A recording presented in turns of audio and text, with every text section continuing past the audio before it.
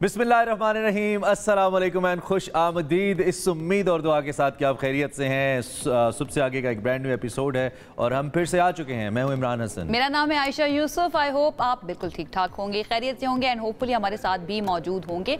मेरी तरफ से भी आपको बहुत बहुत वेलकम, खुश आमदीद। कैसे हैं आप सब लोग? आप कैसे? बाय द वे, पहला महीना आपका आखिर में पहुंच गए हैं हम। आज 30 जनवरी है, कैसा गुजरा? पहला महीना बहुत तेजी से गुजरा। जब भी नया साल शुरू होता है तो मैं अक्सर ये कहता हूँ कि ऐसे गुजरेगा कि पता भी नहीं चलेगा। इस साल के पहले महीने तो इंतहाई करके रख दी। एक तो बारिश कोई नहीं हुई पहले पूरे महीने के अंदर, पूरा जनवरी ड्राई गुजर गया और फिर उसके साथ साथ अचानक से ऐसे लगा कि ऐसे जैसे कहते हैं ना, शू करके गुजर गया। तो ऐसे ही है एकदम से भाई, वक्त पता नहीं तेज हो रहा है, हम ज्यादा फ्री रह रहे हैं, हम ज्यादा टेक्नोलॉजी में इन्वॉल्व हो रहे हैं कि पता नहीं चल रहा। लेकिन पता नहीं चल रहा अटेंशन स्पैन की जब हम बात करते हैं, अक्सर हम जिक्र करते हैं अपने शो के अंदर भी, अटेंशन स्पैन हमारे बड़े कम हो चुके हैं। शायद उसका असर ये भी है कि हमें वक्त गुजरने का पता नहीं चलता है। बहरहाल जी, अल्लाह करे आगे आने वाले जो महीने हैं वो भी अच्छे हों। जैसे जनवरी गुजरा है अल्हम्दुलिल्लाह अच्छे तरीके से गुजर गया, बाकी के 11 महीने भी अच्छे से गुजर गया। ये बड़ी बात है। पाकिस्तान में कहते हैं ना जी, जिंदा रहना भी एक वाकया, एक इवेंट है। वो एक एक्टर को मैं सुन रहा था, उन्होंने कहा कुछ भी नया खरीदा है तो पहन लीजिए। पाकिस्तान में every day is an event. आप अगर जी रहे हैं तो अच्छे से गुजार रहे हैं। खैर, अच्छी इंटरेस्टिंग स्टोरी से आपके दिन का आगाज जो हमारे साथ होता है वो हम करते हैं। और आज सबसे पहले आपको कुछ जंक फूड के बारे में बताते हैं। अबू धाबी, जो कि मुख्तलिफ खबरों की वजह से जाना जाता है, कोई भी बर्गर, फ्रेंच फ्राइज, पिज्जा नहीं लाएगा। एक स्कूल का किस्सा है अबू धाबी के अंदर जहाँ पे जंक फूड पर पाबंदी लगा दी गई। बच्चे जो हैं वो तो बड़े नाराज हो गए होंगे क्योंकि उनके तो फेवरेट फूड है ये। भारत ये नई पॉलिसी जो है ना, इसके मुताबिक तमाम तालीमी इदारे अब ग़िज़ाइयत से भरपूर और महफूज खुराक फराहम करने के पाबंद होंगे। स्कूलों को ना सिर्फ लाइसेंस हासिल करना होगा बल्कि फूड इंस्पेक्टर्स को भी वहाँ पर रखना बड़ा ज़रूरी हो गया। इसके अलावा इवेंट्स में कार्बोनेटेड ड्रिंक्स जो हैं और एलर्जी पैदा करने वाली ग़िज़ाओं पर भी मुकम्मल पाबंदी लगा दी गई है। This is very important, specially जो बढ़ने की उम्र होती है, ग्रोथ की उम्र होती है बच्चों की, उसके अंदर खास तौर पे कहा जाता है कि बच्चों को इस तरह का खाना देना चाहिए जो उनके लिए अच्छा हो, उनकी सेहत के लिए अच्छा हो। लेकिन फेवरेट फूड जो है उनका यही होता है, उस पर पाबंदी लगा दी अबू धाबी में। बच्चों का फेवरेट फूड है और मुख्तलिफ स्कूल्स की तरफ से बेचा जाने वाला भी ये फेवरेट फूड है। अगर आप कॉलेज या स्कूल्स कैफेटेरियाज में जाएं, बल्कि किसी तरह कैफेटेरिया मेन्यू के ऊपर भी हम बात कर सकते हैं कि कैफेटेरियाज के मेन्यूज बहुत अरसे से बदल नहीं रहे। उसमें भी ज्यादातर आपको तकरीबन 90% फास्ट फूड ही मिलता है, चूंकि क्विकली बच्चे जाते हैं ब्रेक के अंदर, ग्रैब किया फूड, कोल्ड ड्रिंक पकड़ी, पी और फिर निकल गए। और जो घर से अम्मी दे के भेजती हैं मोस्टली लंच बॉक्स वगैरह, वो बच्चे नहीं पसंद करते। जो कैंटीन से कैफेटेरिया से चीजें मिलती हैं वो पसंद करते हैं। बस बच्चे नहीं पसंद करते, बड़े होने के बाद घर का ही खाना पड़ता है। लेकिन अच्छी बात है अगर कंपनी ने, अगर स्कूल ने किया, ये अच्छा इनिशिएटिव है, कम से कम बच्चों की हेल्थ अच्छी होगी। दूसरी जानिब एक ब्रिटिश कंपनी भी है, उसने एक जबरदस्त काम किया है। उसने लैब में तैयार किया जाने वाला पनीर मुतारिफ करा दिया। यूजुअली तो नेचुरल तरीके से हासिल होता है, लेकिन अब कंपनी ये दावा कर रही है कि इस पनीर का जो जायका है ये कुदरती तौर पर हासिल किए जाने वाले पनीर से बेहतर है। अच्छा, मुझे ये समझ नहीं आ रही, एक तरफ हम बात करते हैं, दुनिया बात करिए न्यूट्रिशन की, बच्चों को न्यूट्रिशियस फूड दिया जाना चाहिए, दूसरी तरफ हम ये आर्टिफिशियल खानों की तरफ आ रहे हैं। तो इट्स बियॉन्ड माई अंडरस्टैंडिंग। बहरहाल जी, ये कहा गया है कि इसकी तैयारी के लिए दूध और दही पर इन्हिसार नहीं करना पड़ेगा। ये उन लोगों के लिए हो सकता है जो कि वीगन होते हैं, जो कि दूध दही भी इस्तेमाल नहीं करते, कंप्लीटली वेजिटेबल्स के ऊपर जो है ना गुजारा करते हैं, तो उन लोगों के लिए शायद ये ठीक होगा।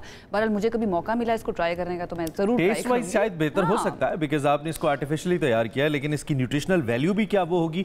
वैसे तो ओवरऑल ही चीज के बहुत सारे प्रोज एंड कॉन्स पे हम पहले भी इस पे बात कर चुके हैं, लेकिन क्या इसकी न्यूट्रिशनल वैल्यू वो होगी इस्तेमाल करने पे? This is a question. और अगर ये कॉमन हो जाता है तो फिर तो लगता है हर घर में छोटी छोटी मशीनें आ जाएंगी और उससे ये तैयार हो रहा होगा। लेकिन उसमें भी कुछ इंग्रेडिएंट्स तो होंगे। मुझे ये समझ नहीं आती कि इसके कॉन्सिक्वेंसेस जो है ना वो क्या निकलेंगे। और हमेशा कहा जाता है ना कि 15 से 20 साल के बाद एटलीस्ट आपको पता चलता है कि जो भी चीज़ आप कंज्यूम कर रहे हैं ना, चाहे वो आप देख रहे हैं, खा रहे हैं, सुन रहे हैं, 15 से 20 साल के बाद आपको पता चलेगा कि असल में उसने असर क्या किया है। हमने 20 साल पहले जो खाया था वो हमें पता चल रहा है कि हमने क्या खाया था, तो इसलिए ऐसा है। खैर, आगे बढ़ते हैं। Once again another British company, और इस कंपनी की ये बात मुझे बहुत पसंद आई है। मैं तमाम कंपनी से अपील करता हूँ, अपनी कंपनी समेत, कि इसको नाफिज किया जाए। और वो है कि 200 कंपनियां एक्चुअली ऐसी हैं जिन्होंने अपने 5000 से जायद जो मुलाजमीन है ना, उनके लिए 4 रोज़ा वर्किंग वीक का आगाज़ कर दिया। यानी कि अब आप हफ्ते में 4 रोज़ काम करेंगे, बाकी आप चिल करेंगे। यूजुअली 2 छुट्टियां होती हैं, कुछ पे एक भी होती है, कुछ जगहों पे एक भी होती है, और 2 तो होती ही हैं। तो इन्होंने कहा जी 4 दिन काम करें, 3 दिन रेस्ट करें। क्यों नहीं ऐसी मिसालें बनती तमाम कंपनीज के अंदर? बिल्कुल ऐसे है, लेकिन ये बरतानिया में हुआ है, वहाँ पर ये आहिस्ता आहिस्ता चल रहा था, लेकिन बाकायदा तौर पर अब ज्यादा तादाद में कंपनियां जो है ना इस पॉलिसी को अडॉप्ट भी कर रही हैं। मुकम्मल तनख्वाह मिलेगी जनाब, और उसके साथ सिर्फ आपकी 4 वर्किंग डे होंगे।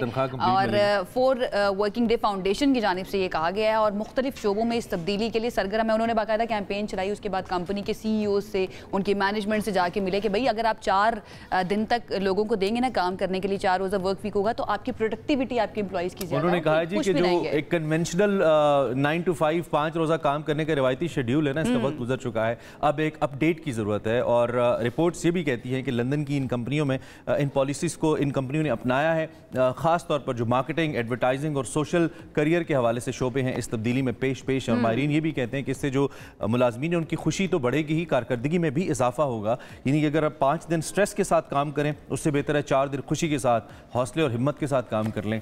मैं तो उन लोगों की ना हौसले की दाद देती हूँ जो जिनकी एक छुट्टी होती है, जिनकी एक छुट्टी होती है। कुछ ऐसे भी होते हैं जिनकी छुट्टी होती ही नहीं है, they work 7 days a week। I mean there are lots of people 7 days a week काम करते हैं। और कुछ लोग ऐसे हैं जिनकी बेचारे खास तौर पे इंटरनेशनल कंट्रीज के अंदर भी कि 5 दिन अपनी फॉर्मल जॉब करते हैं और 2 दिन कुछ एक्स्ट्रा काम करते हैं अपनी नीड्स को मीट करने के लिए। ओके, बहरहाल जी बहुत बहुत मुबारक हो तमाम उन लोगों को जिनको अब 4 दिन काम करना होगा। हमें भी दुआ में याद रखिएगा। आई होप ऐसा जो है ना, ऐसी खबर अपने बारे में भी हम आपको दे रहे हो। बहरहाल आपको स्पेन लेके चलते हैं। वहाँ पर मैड्रिड में टिकटॉक स्टार ने एक रेस्टोरेंट खोल लिया है और टिकटॉक पर मुख्तलिफ पकवानों की रेसिपीज जो है ना वो यहाँ पर बड़ी मशहूर है। लेकिन इसकी एक और खास बात है, वो क्या है? मैं बताऊं? अच्छा, मैंने कहा इसके अलावा एक तो खास बात मुझे पता है, वो एक ये कि जो रेस्टोरेंट के मालिक हैं इनकी रेसिपी ओबियसली किसी भी रेस्टोरेंट के लिए जो रेसिपी है वो बड़ी इंपॉर्टेंट होती है, थीम बड़ी इंपॉर्टेंट होती है। इसकी जो थीम है ना वो जहन्नुम है, जहन्नुम है इसकी थीम। यहाँ बर्गर और स्टेक्स देखकर ऐसा लगता है कि आग ने जलाकर राख कर दिया है। यानी कि हर कुछ सब कुछ आपको Los Angeles, post fire Los Angeles जैसा लगेगा।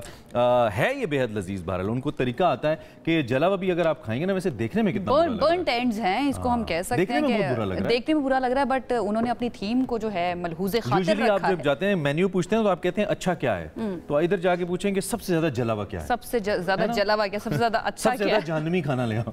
बहरहाल जी ये रेस्टोरेंट जो है ना लोगों में बड़ा मकबूल हो रहा है अपनी मुनफरिद इस थीम की वजह से। तो अगर आप भी मैड्रिड में मौजूद हैं, कुछ डिफरेंट ट्राई करना चाहते हैं का मजा लेना चाहते हैं, अस्तगफिरुल्लाह, तो आप जा सकते हैं यहाँ पर एंजॉय करने के लिए। क्या करी है वैसे? बहरहाल जी चाइना लेके चलते हैं आपको। आपको पता है एआई की दौड़ है, टेक्नोलॉजी में दुनिया बहुत आगे निकल रही है, तो अली बाबा को हम कैसे भूल सकते हैं। अली बाबा ने, आपको पता है बहुत बड़ी कंपनी है, उन्होंने अपने मसनूई ज़हानत AI मॉडल Q1 का एक नया वर्जन जारी करते हुए ये दावा किया है कि ये मशहूर डीप सीक वी को भी पीछे छोड़ देगा। अभी 2 दिन पहले तो आप डीप सीक मुतारिफ करा रहे थे, अब ये डीप चाइना है ना। अच्छा, ये अली बाबा की बात, 40 शोर की तरह मेरा अली बाबा का तो जिक्र आ गया। खैर, अली बाबा के क्लाउड यूनिट ने ऑफिशियल वी चैट अकाउंट पर ये पोस्ट किया है। उन्होंने कहा कि ये केविन 2.5 मैक्स ने जो GTP 40 है, डीप सीक है, इसको पीछे छोड़ दिया है। उनका इशारा अब ओपन AI और मेटा के जदीद तरीन ओपन सोर्स मसनूई ज़ानत के मुतासिर कुन मॉडल्स के हवाले से है। उसको वो थोड़ा क्या कहना चाहिए, इसको मजीद एक्सप्लेन कर रहे हैं। यहाँ पे ये भी वाज़ेह है कि 10 जनवरी को रिलीज़ के बाद जो चाइनीज़ स्टार्टअप है डीप सीक, उसकी मसनूई ज़ानत ऐप चूँकि फ्री है तो उसने उसकी ऐप का नाम असिस्टेंट है, उसने अपने सबसे बड़े हरीफ चैट GTP को पीछे छोड़ दिया था, GPT को। उसकी वजह यह है कि ये फ्री है। मैंने वैसे जब डाउनलोड की और उस पर आपके सामने बनाया वो सर्चिंग, तो उसका सर्वर बिजी आ रहा था। लोग बहुत ज़्यादा डाउनलोड कर रहे होंगे ना, आई थिंक सो। फिर भी नहीं आना चाहिए, मतलब दुनिया की सबसे इंटेलिजेंट ऐप है। बहरहाल जी अभी 2 दिन हुए डीप सीक को आए हुए, लेकिन उसके तोड़ जो है ना मार्केट में मजीद आना शुरू हो गया। अब लेट्स सी ये जैक मा जो है लेकर आते हैं तो वो किस तरह का Q1 AI असिस्टेंट होगा। आगे बढ़ते हैं जी, और आगे बढ़ते हैं और कुछ वाशिंगटन का जिक्र कर लेते हैं जहां पर एक खौफनाक हादसा पेश आया। रीगन एयरपोर्ट पर मुसाफिर तैयारा और हेलीकॉप्टर फिजा में टकरा गए। हादसे के बाद दोनों करीबी दरिया में जा गिरे। That's very unfortunate. 70 के करीब अफराद सवार थे इनमें। मुसाफिरों को निकालने के लिए रेस्क्यू ऑपरेशन जारी है। एयरपोर्ट पर तमाम परवाजों के लिए पाबंदी लगा दी गई है, उसे बंद कर दिया गया है। जो अमेरिकन मीडिया वो रिपोर्ट कर रहा है कि डोनाल्ड ट्रंप को हादसे से मुतल्लिक आगाह कर दिया गया है। ये कुछ मनाजिर भी हैं रात के जब ये हादसा पेश आया। कल वैसे एक अमेरिकन एयरफोर्स का जो A35 I believe latest jet है उनका, कल वो भी गिर गया। वो भी गिर गया जी, बहुत ही अनफॉर्चुनेट इवेंट है, वायरल हो रही थी। बहुत ही अनफॉर्चुनेट इवेंट है। आई होप लोग जो है ना उसके अंदर महफूज रहे हैं और जो जख्मी है वो जल्दी ठीक भी हो जाए। वापस आ जाते हैं अपने मुल्क के अंदर, अपने मुल्क के थोड़े से मसलों की बात कर लेते हैं। स्पेशली कराची का अगर हम जिक्र करें ना तो यहाँ पर गैस की, बिजली की बात करेंगे, गैस की बात करेंगे, जरूरी है ना। इसकी बात हम नहीं करेंगे तो कौन करेगा, ये करना बहुत ज्यादा जरूरी है। वहाँ पर गैस लोड शेडिंग ने अवाम की जिंदगी अजीरन बना दी है। कराची में चूल्हे ठंडे पड़े हुए हैं, कारोबार मुतासिर हो रहे हैं, शहरी इंतहाई परेशान है। और हैरत की बात यह कि सिंध हुकूमत ये बार बार दावे कर रही है कि भाई ऐसे मसले मसाइल नहीं हैं, लेकिन उसके बावजूद जो रिपोर्ट्स हम तक पहुंची हैं, जो हमारे नुमाइंदगान हैं मुख्तलिफ शहरों में, स्पेशली कराची की अगर हम बात करें तो वो कहते हैं कि भाई वाकई में गैस यहाँ पर मौजूद नहीं है। तो सिंध असम्बली के अरकान भी बड़े बरहम नजर आते हैं। वो कहते हैं गैस जा किधर रही है, तो हमने कहा कि ज़रा अर्ली इन द मॉर्निंग अपने रिपोर्टर से बात करें, उनसे ज़रा ताज़ा तरीन सूरत हाल जान। कराची और लाहौर से हमें ज्वाइन करेंगे, कराची से गयास हमारे साथ मौजूद हैं, उनसे ज़रा पहले कराची की सूरत हाल ले लेते हैं। फिर हम क्या करेंगे, हम ज़रा हुकूमत का मौक़िफ़ भी ले लेंगे कि हुकूमत इस पर क्या प्लानिंग करी है हुकूमती तर्जुमान से। फिलहाल गयास से ज़रा जानते हैं, गयास क्या है इसके ऊपर ताज़ा तरीन आपके पास, ये जो सूरत हाल बन रही है, प्लीज़ हमें आगाह कीजिए।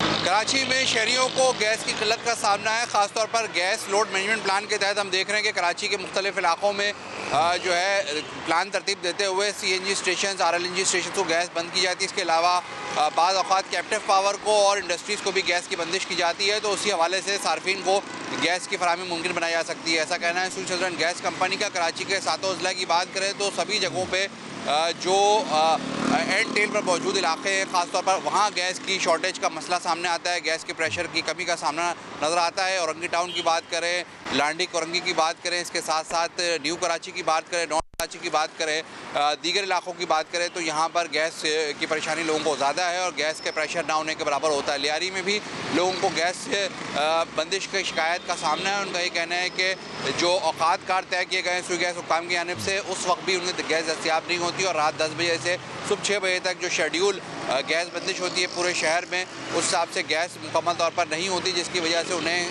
मुतबादिल के तौर पर या तो सिलेंडर का इस्तेमाल करना पड़ता है, और अगर मजदूर तबका अफराद हैं, ख़ास तौर पर जो गरीब अफराद हैं, जो कच्ची आबादियों में रहने वाले लोग हैं, वो लकड़ी का इस्तेमाल करते हैं और उसके अलावा दीगर चीज़ों का इस्तेमाल करते हुए अपनी ज़रूरत को पूरा कर रहे हैं। तो जिस तरह मौसम की शिद्दत में तब्दीली आई है, मौसम तब्दील होता जा रहा है, इसी साथ साथ बलूचिस्तान में गैस की ज़रूरत बढ़ती जा रही है, तो और मुश्किल मरला स्वीट सदर्न गैस कंपनी के लिए मौजूद है और उन्हें गैस लोड मैनेजमेंट प्लान के तहत लोगों को गैस की दस्तियाबी मुमकिन बनाने के लिए। ठीक है, गयास ने अपडेट कर दिया कराची की सूरत हाल के बारे में। काफ़ी इलाके उन्होंने बताया जहाँ पर बहुत ही बुरा हाल है गैस लोड शेडिंग का। लाहौर की भी थोड़ी सी सूरत हाल जान लेते हैं, उसके बाद इसके ऊपर मजीद बात करेंगे कराची की सिचुएशन के ऊपर और क्या किया जा रहा है स्पेशली कराची बलूचिस्तान को लेकर के, वहाँ पर गैस लोड शेडिंग कम से कम की जाए। तलहा सईद ने हमें लाहौर से ज्वाइन किया, हमारे रिपोर्टर, उनसे जानते हैं। तलहा, लाहौर में इस वक्त क्या सिचुएशन है गैस लोड शेडिंग की और कौन कौन से इलाके ज़्यादा मुतासिर हैं इससे?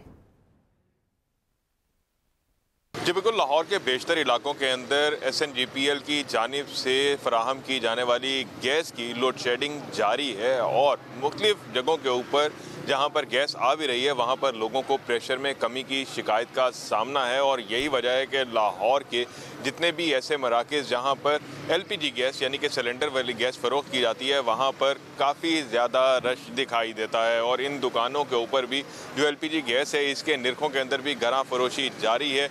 जैसे ही SNGPL की जानिब से फराहम की जाने वाली सुई गैस के अंदर प्रेशर के अंदर कमी आती है या फिर लोड शेडिंग शुरू होती है तो लाहौर के अंदर ऑटोमेटिकली जितने भी LPG के पॉइंट हैं वहाँ पर गरा फरोशी भी शुरू हो जाती है। इस वक्त भी जो ओगरा की जानिब से नोटिफाइड प्राइस है LPG फ़ी किलो गैस की वो 253.40 रुपये है, जबकि अगर बात की जाए आम दुकानों की तो दुकानों के ऊपर इसी की फ़रोख्त जो है वो 290 रुपये से लेकर 320 रुपये फ़ी किलो तक की जा रही है। और जब हमारी दुकानदारों से इस हवाले से बात हुई थी तो उनका कहना है कि डिपोज से जो है वो गैस सरकारी रेट के ऊपर फराहम नहीं की जाती, जिसकी वजह से उसी दाम के ऊपर मतलब सरकारी नोटिफाइड प्राइस के ऊपर गैस जो है वो नहीं सेल कर सकते। जबकि शहरियों का हुकूमत से एक ही मुतालबा है कि जो सुई गैस है उसकी घरों के अंदर फराहमी यकीनी बनाई जाए, गैस प्रेशर में कमी का मसला जो है उसको हल किया जाए ताकि शहरी जो है वो महंगे दामों ये LPG गैस ना ख़रीदें और अगर उन्हें मजबूरन ये LPG गैस ख़रीदनी भी पड़े तो इसके दाम जो हैं उसके ऊपर चेक एंड बैलेंस होना चाहिए। और जितनी भी प्राइस कंट्रोल कमेटियाँ या प्राइस कंट्रोल मजिस्ट्रेट्स हैं उनको ऐसी दुकानों के ऊपर भी कार्रवाइयाँ करनी चाहिए जो कि सरकारी नोटिफाइड प्राइस से कहीं गुना ज़्यादा कीमत के ऊपर गैस जो है वो फरोख्त कर रहे हैं। राइट, ठीक है तला, थैंक यू वेरी मच, आपने हमें आगाह किया। ताज़ा तरीन सूरत हाल कराची में क्या है, ताज़ा तरीन सूरत हाल लाहौर में क्या है, लेकिन डिफरेंस बहुत बड़ा है। ऑलमोस्ट 50 रुपये किलो के साथ इजाफी अगर चार्ज किए जा रहे हैं, क्योंकि जो गवर्नमेंट की तयशुदा कीमत है उसमें भी तो कुछ ना कुछ मुनाफे का एलिमेंट डेफिनेटली मौजूद है, तो ये बहुत ज़्यादा एक्स्ट्रा मुनाफा है। अब इसमें जो इंडोर्समेंट है या इन्फोर्समेंट कहना चाहिए वो हुकूमत की तरफ से होनी चाहिए कि इंटरवीन करे जो लोकल एडमिनिस्ट्रेशन है और सही कीमतों को यकीनी बनाए। अच्छा, मसनूई किल्लत भी तो पैदा की जाती है ना, वो जानबूझ के कीमतों के लिए की जाती है और उसकी वजह से लोग परेशान होते हैं। आपको पता है ये बड़ा ज़रूरी भी है, हर घर की ज़रूरत है, लोगों ने ख़रीदना ही होता है चाहे जितना मर्जी महंगा भी हो जाए। इसी पर बात कर लेते हैं, हमारे साथ तर्जुमान Sui Southern Gas Company Salman Ahmed Siddiqui साहब मौजूद हैं, उनसे जानते हैं कि क्या किया जा रहा है इस गैस लोड शेडिंग को कम करने के लिए और बेसिकली इसकी वजह क्या है। सलमान साहब, बहुत शुक्रिया हमें ज्वाइन करने के लिए। बहुत ज़्यादा सिंध में स्पेशली अगर हम बात करें कराची में लोड शेडिंग हो रही है गैस की, इस पर सिंध असम्बली के अरकान जो हैं वो भी नाराज़गी का इजहार कर रहे हैं। वजह क्या है इसकी, और सुई सदर्न गैस कंपनी इसके लिए क्या कर रही है इस पर काबू पाने के लिए, इस मसले पर? बिस्मिल्लाहिर्रहमानिर्रहीम। देखिए, इससे जवाब देने से पहले मैं समझता हूँ चंद हक़ाइक़ है जिनका आवाम के सामने आना बहुत ज़रूरी है आपके तवज्जुह से। सबसे पहले तो ये तयन कर लीजिए कि सुई सदर्न गैस कंपनी हो जाए या सुई नॉर्दर्न गैस कंपनीज हो जाए, ये डिस्ट्रीब्यूशन कंपनीज़ हैं। इनका काम है कि गैस के ट्रांसमिशन सिस्टम्स में ला के फिर अपने जो सारिफीन है हमारे, जो उसमें घरेलू सनती तजारती सारिफीन है, उनको गैस की फराहमी यकीनी बनाई जा सके। अच्छा, लेकिन गैस की जो एक्सप्लोरेशन है, जो ज़ेर ज़मीन ज़खायर से कुओं से गैस हासिल की जाती है, उस पर हमारा कोई दस्तरस नहीं है दोनों कंपनियों का। ये टोटल गवर्नमेंट ऑफ पाकिस्तान ने जो लाइसेंस दिए हुए हैं मुख्तलिफ EN कंपनीज़ को, वो ये गैस प्रोड्यूस करने की मजाज हैं और उनसे हम गैस बाय करते हैं। अच्छा, इस गैस की जो प्रोडक्शन हो रही है, हर साल उसके अंदर इन्हतात होता है 8 से 10% का, यानी कि जो गैस के ज़खायर हैं वो सालाना बुनियादों पर डिप्लीट होते हैं। अच्छा, ये बात अभी हमारे petroleum minister doctor Mossadegh Malik ने भी अभी इसी वीक में ये ऑफिशियली इसके बार बार दोहराया, लेकिन अभी इसी वीक में भी इन्होंने स्टेटमेंट्स दिए इसके ऊपर। और ये मुसलमा फैक्ट है, ये यूनिवर्सल फैक्ट है, ये खाली पाकिस्तान में नहीं है। साथ साथ जो नए ज़खायर हैं, अगर वो एक्सप्लोर टाइमली नहीं होंगे तो वो जो गैप होता है डिमांड सप्लाई का, वो वाइडन होता रहता है, और वो वाइडन हो रहा है। पिछले अगर 4-5 सालों की मैं बात करूँ तो हमारे सिस्टम में आने वाली गैस में 450-500 मुकफ फिट रोज़ाना की बुनियाद पर कमी हुई है, और जबकि डिमांड बढ़ती रहती है। अब ये डिमांड बढ़ रही है, सप्लाईज कम हो रही हैं, तो इदारे को बहुत सारे चैलेंजेस हैं। उन चैलेंजेस को फेस करने के लिए हमें अपने सारिफीन के साथ जितना भी हम उनको सपोर्ट कर सकते हैं करते हैं, लेकिन वो चैलेंजेस फिर सारिफीन को भी फेस करने पड़ते हैं। ख़ास तौर पे वो सारिफीन जो हमारे डिस्ट्रीब्यूशन निज़ाम से दूर वाक़ होते हैं, यानी कि टेल एंड्स पे होते हैं। क्यों गैस, देखिए, अगर 100% हमारे पास गैस हो तो हम 100% गैस देते हैं। अब हमारे पास शॉर्टेज एज ऑफ टुडे, आपने फिर 30 जनवरी आपकी कंपनीज ने, जो डिस्ट्रीब्यूशन कंपनीज हैं, इस डिमांड एंड सप्लाई गैप के बारे में हुकूमत को बताया है? और बुनियादी तौर पे क्या नए ज़खायर का तलाश न किया जाना वसाइल की कमी की वजह से है, कुछ तरजीहात का मसला है? बुनियादी तौर पे फिर क्या वजह है, जब हमें इल्म है और दूसरी जानिब अब तो गैस की प्राइसेस भी इतनी ज़्यादा, इवन जो डोमेस्टिक सारिफ है हम जैसा, वो इतने ज़्यादा बिल्स पे कर रहा है, तो फिर क्या अमर माने है कि नए ज़खायर तलाश किए जाए और इस डिमांड एंड सप्लाई के गैप को कम किया जाए? If you allowed to complete me the last thing, मैं पहले बता रहा था कि आज 30 जनवरी है। I will come to you. जो 30 जनवरी है, आज हम बैठे हुए हैं 2025 में।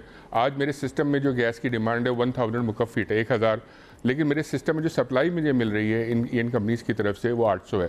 तो ये जो 200 का जो डिफरेंस है, डेफिनेटली मैं 100% नहीं सप्लाई कर पा रहा। फिर हमारा ये फैक्टर ज़रूर देखा जाए कि बलूचिस्तान में सर्दियों में और अपर सिंध में हमारे गैस की डिमांड बढ़ जाती है, बिकॉज वहाँ पे जो जाड़ा आता है वो इतना शदीद होता है कि उनको अपनी बका के लिए गैस अपने माहौल को गर्म करने के लिए चाहिए होती है। तो हम कराची से जो गैस है वो एक्स्ट्रा गैस डाइवर्ट करते हैं ताकि वो अपनी सर्वाइवल कर सके, अपने एटमॉस्फेयर को गर्म करने के लिए और दूसरी ज़रूरियात को पूरा करें। तो ये जो चैलेंजेस हैं हमारे, ये ग्रेव हो जाते हैं इसके अंदर विंटर्स में। अब जो आपका सवाल था जी, हुकूमती सतह पर डेफिनेटली हुकूमत इससे लाइल्म नहीं है, और जो एक्सप्लोरेशन की आपने बात की, जो टोटली डोमेन है गवर्नमेंट ऑफ पाकिस्तान का, they are very active on it. उन्होंने बहुत सारे इसमें प्रमोशनल स्कीम्स भी लाए हैं, इंसेंटिव्स भी दिए इन्वेस्टर्स को, एक्सप्लोरेशन कंपनीज़ को भी मोटिवेट करते हैं कि जी वो आगे जाके और एक्सप्लोरेशन करें। लेकिन बदकिस्मती से जो रिजल्ट्स मिलते हैं वो हमारे पास उस क्वांटम के नहीं होते कि जितनी क्वांटम इस वक्त हमें नीड है। जैसे कि सलमान, आप जिस तरह कह रहे हैं कि डिस्ट्रीब्यूशन कंपनीज के पास क्योंकि सप्लाई कम है, इस डिमांड ज़्यादा है, सप्लाई कम है, आप मुबर्रा तो नहीं हो सकते ना। नए मीटर्स भी तो डिस्ट्रीब्यूशन कंपनीज ही लगाती हैं, नई लाइंस भी तो कराची में डिस्ट्रीब्यूशन कंपनीज ही खोद रही हैं। कराची से हमें रिपोर्टली बताया जा रहा है आधा शहर खुदा हुआ है जहाँ पे जी नई लाइंस लग रही हैं, और नए मीटर्स भी, सारी बात है। अब जहाँ मीटर लग गया, आपने लगाया, आप उसने सारी लीगल रिक्वायरमेंट्स पूरी की, तो उसका फिर ये भी हक है कि उसे गैस मिले। तो कहीं ना कहीं डिस्ट्रीब्यूशन कंपनीज की भी तो इल प्लानिंग है ना, जिसकी वजह से सब कुछ हो रहा है। वो कैसे मुबर्रा हो सकती हैं इससे? मैं इसको आपको एक्सप्लेन कर देता हूँ। देखिए, आपकी शायद नॉलेज में है या नहीं, मुझे नहीं पता।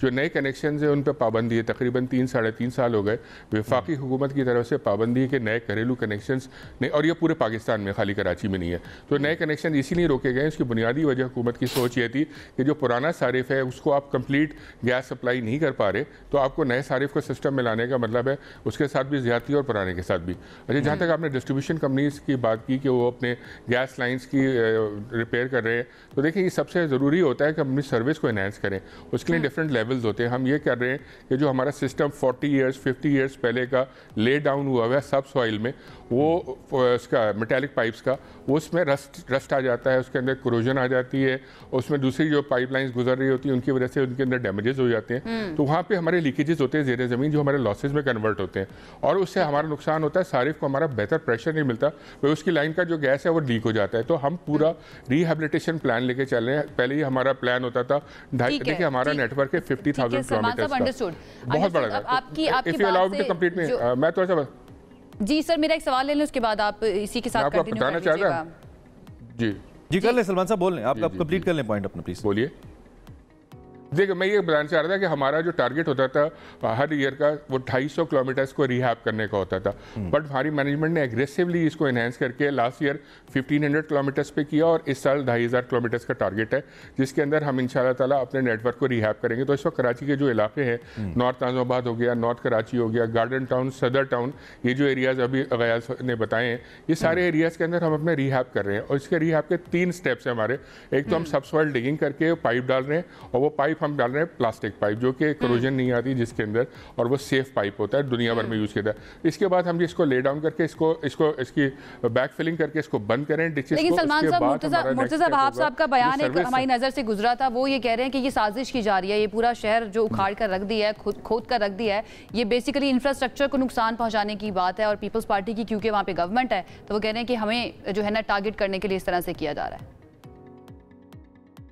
देखें, वो उनका जो भी कंसर्न है ज़ाहिर वो जवाब दे सकते हैं। इसके बेहतर मैं ये बता सकता हूँ कि जो भी हमारी कंपनी काम करती है, ये रोड्स खोदने का काम है, डिगिंग का काम है, डेवलपमेंट वर्क है, ये एक तो आवाम की फलाह के लिए करते हैं। और उसकी जब तक हम परमिशन उस पर्टिकुलर टाउन म्यूनसिपल कॉर्पोरेशन से नहीं ले लेते, उसको NOC कहते हैं, रोड कटिंग परमिशन होती हैं, जब तक वो हमें नहीं दे देते और उसके एवज हम बड़ी खतीर रकम इनको अदा करते हैं, ताकि यह हम जो अपना काम कर लें तो ये रोड्स को रिपेयर करने की जिम्मेदारी TMCs की हो। तो जब ये एग्रीमेंट हमारा हुआ हुआ इनके साथ, तो आई डोंट नो इस बयान को मैं कैसे कमेंट करूं इसके ऊपर, क्योंकि ऑलरेडी प्लेस है वो सिस्टम। सलमान साहब, मेरा आपसे बेहतरी लानी है, एक जाने खुद अलाउ किया और फिर खुद कह रहे हैं आवाम की। मेरा लास्ट क्वेश्चन आपसे ये होगा, जो अंडरस्टैंड मैं कर रही हूँ आपकी बात से, कि कराची के लोग जो हैं या कराची के सार्फिन जो हैं, जो कि इस वक्त बहुत मुतासर हैं गैस लोड शेडिंग से, वो ज़्यादा उम्मीद ना रखें क्योंकि सप्लाई डिमांड का मसला है आपके पास। देखिए, जब तक मैं आपको बताऊं, मैं नेशनल टेलीविजन में बैठा हूं, कोई झूठ नहीं बोलना चाहूँगा, ना कोई सब्बाग दिखाऊंगा। हमारी आवाम में, हम भी आवाम में से हैं, हम भी उसी का शिकार हैं कि जब देखिए इसके लिए हम गैस की लोड मैनेजमेंट करते हैं, लोड शेडिंग नहीं करते। रात को 10 बजे हम बंद करते हैं, सुबह 5 बजे तक, ताकि प्रेशर्स को बेहतर किया जा सके अगले दिन के लिए। रात के औकात में गैस का इस्तेमाल तो हम जो बेहतर कर सकते हैं हम ज़रूर कर रहे हैं, लेकिन मैं ये अभी साथ साथ ये भी बताऊँगा, जब तक बड़े एक्सप्लोरेशन ज़खायर नहीं आएंगे तो खुदा न खास्ता ये इसी तरह से आपके घर आ रही है सलमान साहब गैस? आपके घर तो नहीं होती लोड शेडिंग? देखिए, मेरा घर भी उसी लाइन पे नहीं, मेरे लिए कोई एक्सटेंडेड लाइन नहीं होती है। अच्छा, एमडी के घर पे एक्सटेंडेड लाइन होती है। क्योंकि कराची के लोग ये जानना चाहेंगे, अब ये जितनी लाइंस आपने खोदी हुई हैं, अगर कुछ स्पेसिफिक एरियाज के बारे में बता दें, इनकी टाइमलाइन क्या है जी? लोग बड़े तंग हैं, सड़कें बंद हुई पड़ी हैं, ये कब तक कंप्लीशन का फेज क्या है? कोई डेट टाइमलाइन तो बता दें लोगों को। देखिए, मैं दोहरा देता हूँ। जो इस वक्त बेसिकली रिहाब हमारा चल रहा है वो north Nazimabad, north Karachi, garden town, सदर टाउन और लियारी के कुछ इलाकों में चल रहा है। लास्ट ईयर हमने डिफेंस पूरा कंप्लीट कर लिया था और इसका टारगेट हमारा मई एंड का है कि हम मई एंड के अंदर, अच्छा इसमें मई एंड जो मई का महीना है ना, उसके आखिर तक हम कंप्लीट कर लेंगे और उसमें हम तीनों काम कर लेंगे। जो हमारी पाइप लेइंग हो रही है ये होगा, जो पुरानी सर्विस लाइन्स हैं उनको किल करके नई जो पाइप लाइन्स पड़े उनके साथ उनको अटैच किया जाएगा और फिर मीटर्स रिप्लेस होंगे। ये 3 फेजेस का काम हमारा मई के एंड तक हो जाएगा। इसके लिए मैं बता रहा हूँ अरबों रुपए हम ऑलरेडी टाउन मैनेजमेंट को दे चुके हैं। टाउन मैनेजमेंट अरबों रुपए लेने के बाद भी मुर्तज़ा वहाब साहब मीडिया और आवाम का फिर पेट भरने के लिए शायद ये कह रहे हैं कि ये सब कुछ ठीक नहीं हो रहा हमारे साथ। एक ब्रेक लेते हैं। आपने सुना गैस का इशू, आते हैं ब्रेक के बाद आपको ज्वाइन करते हैं।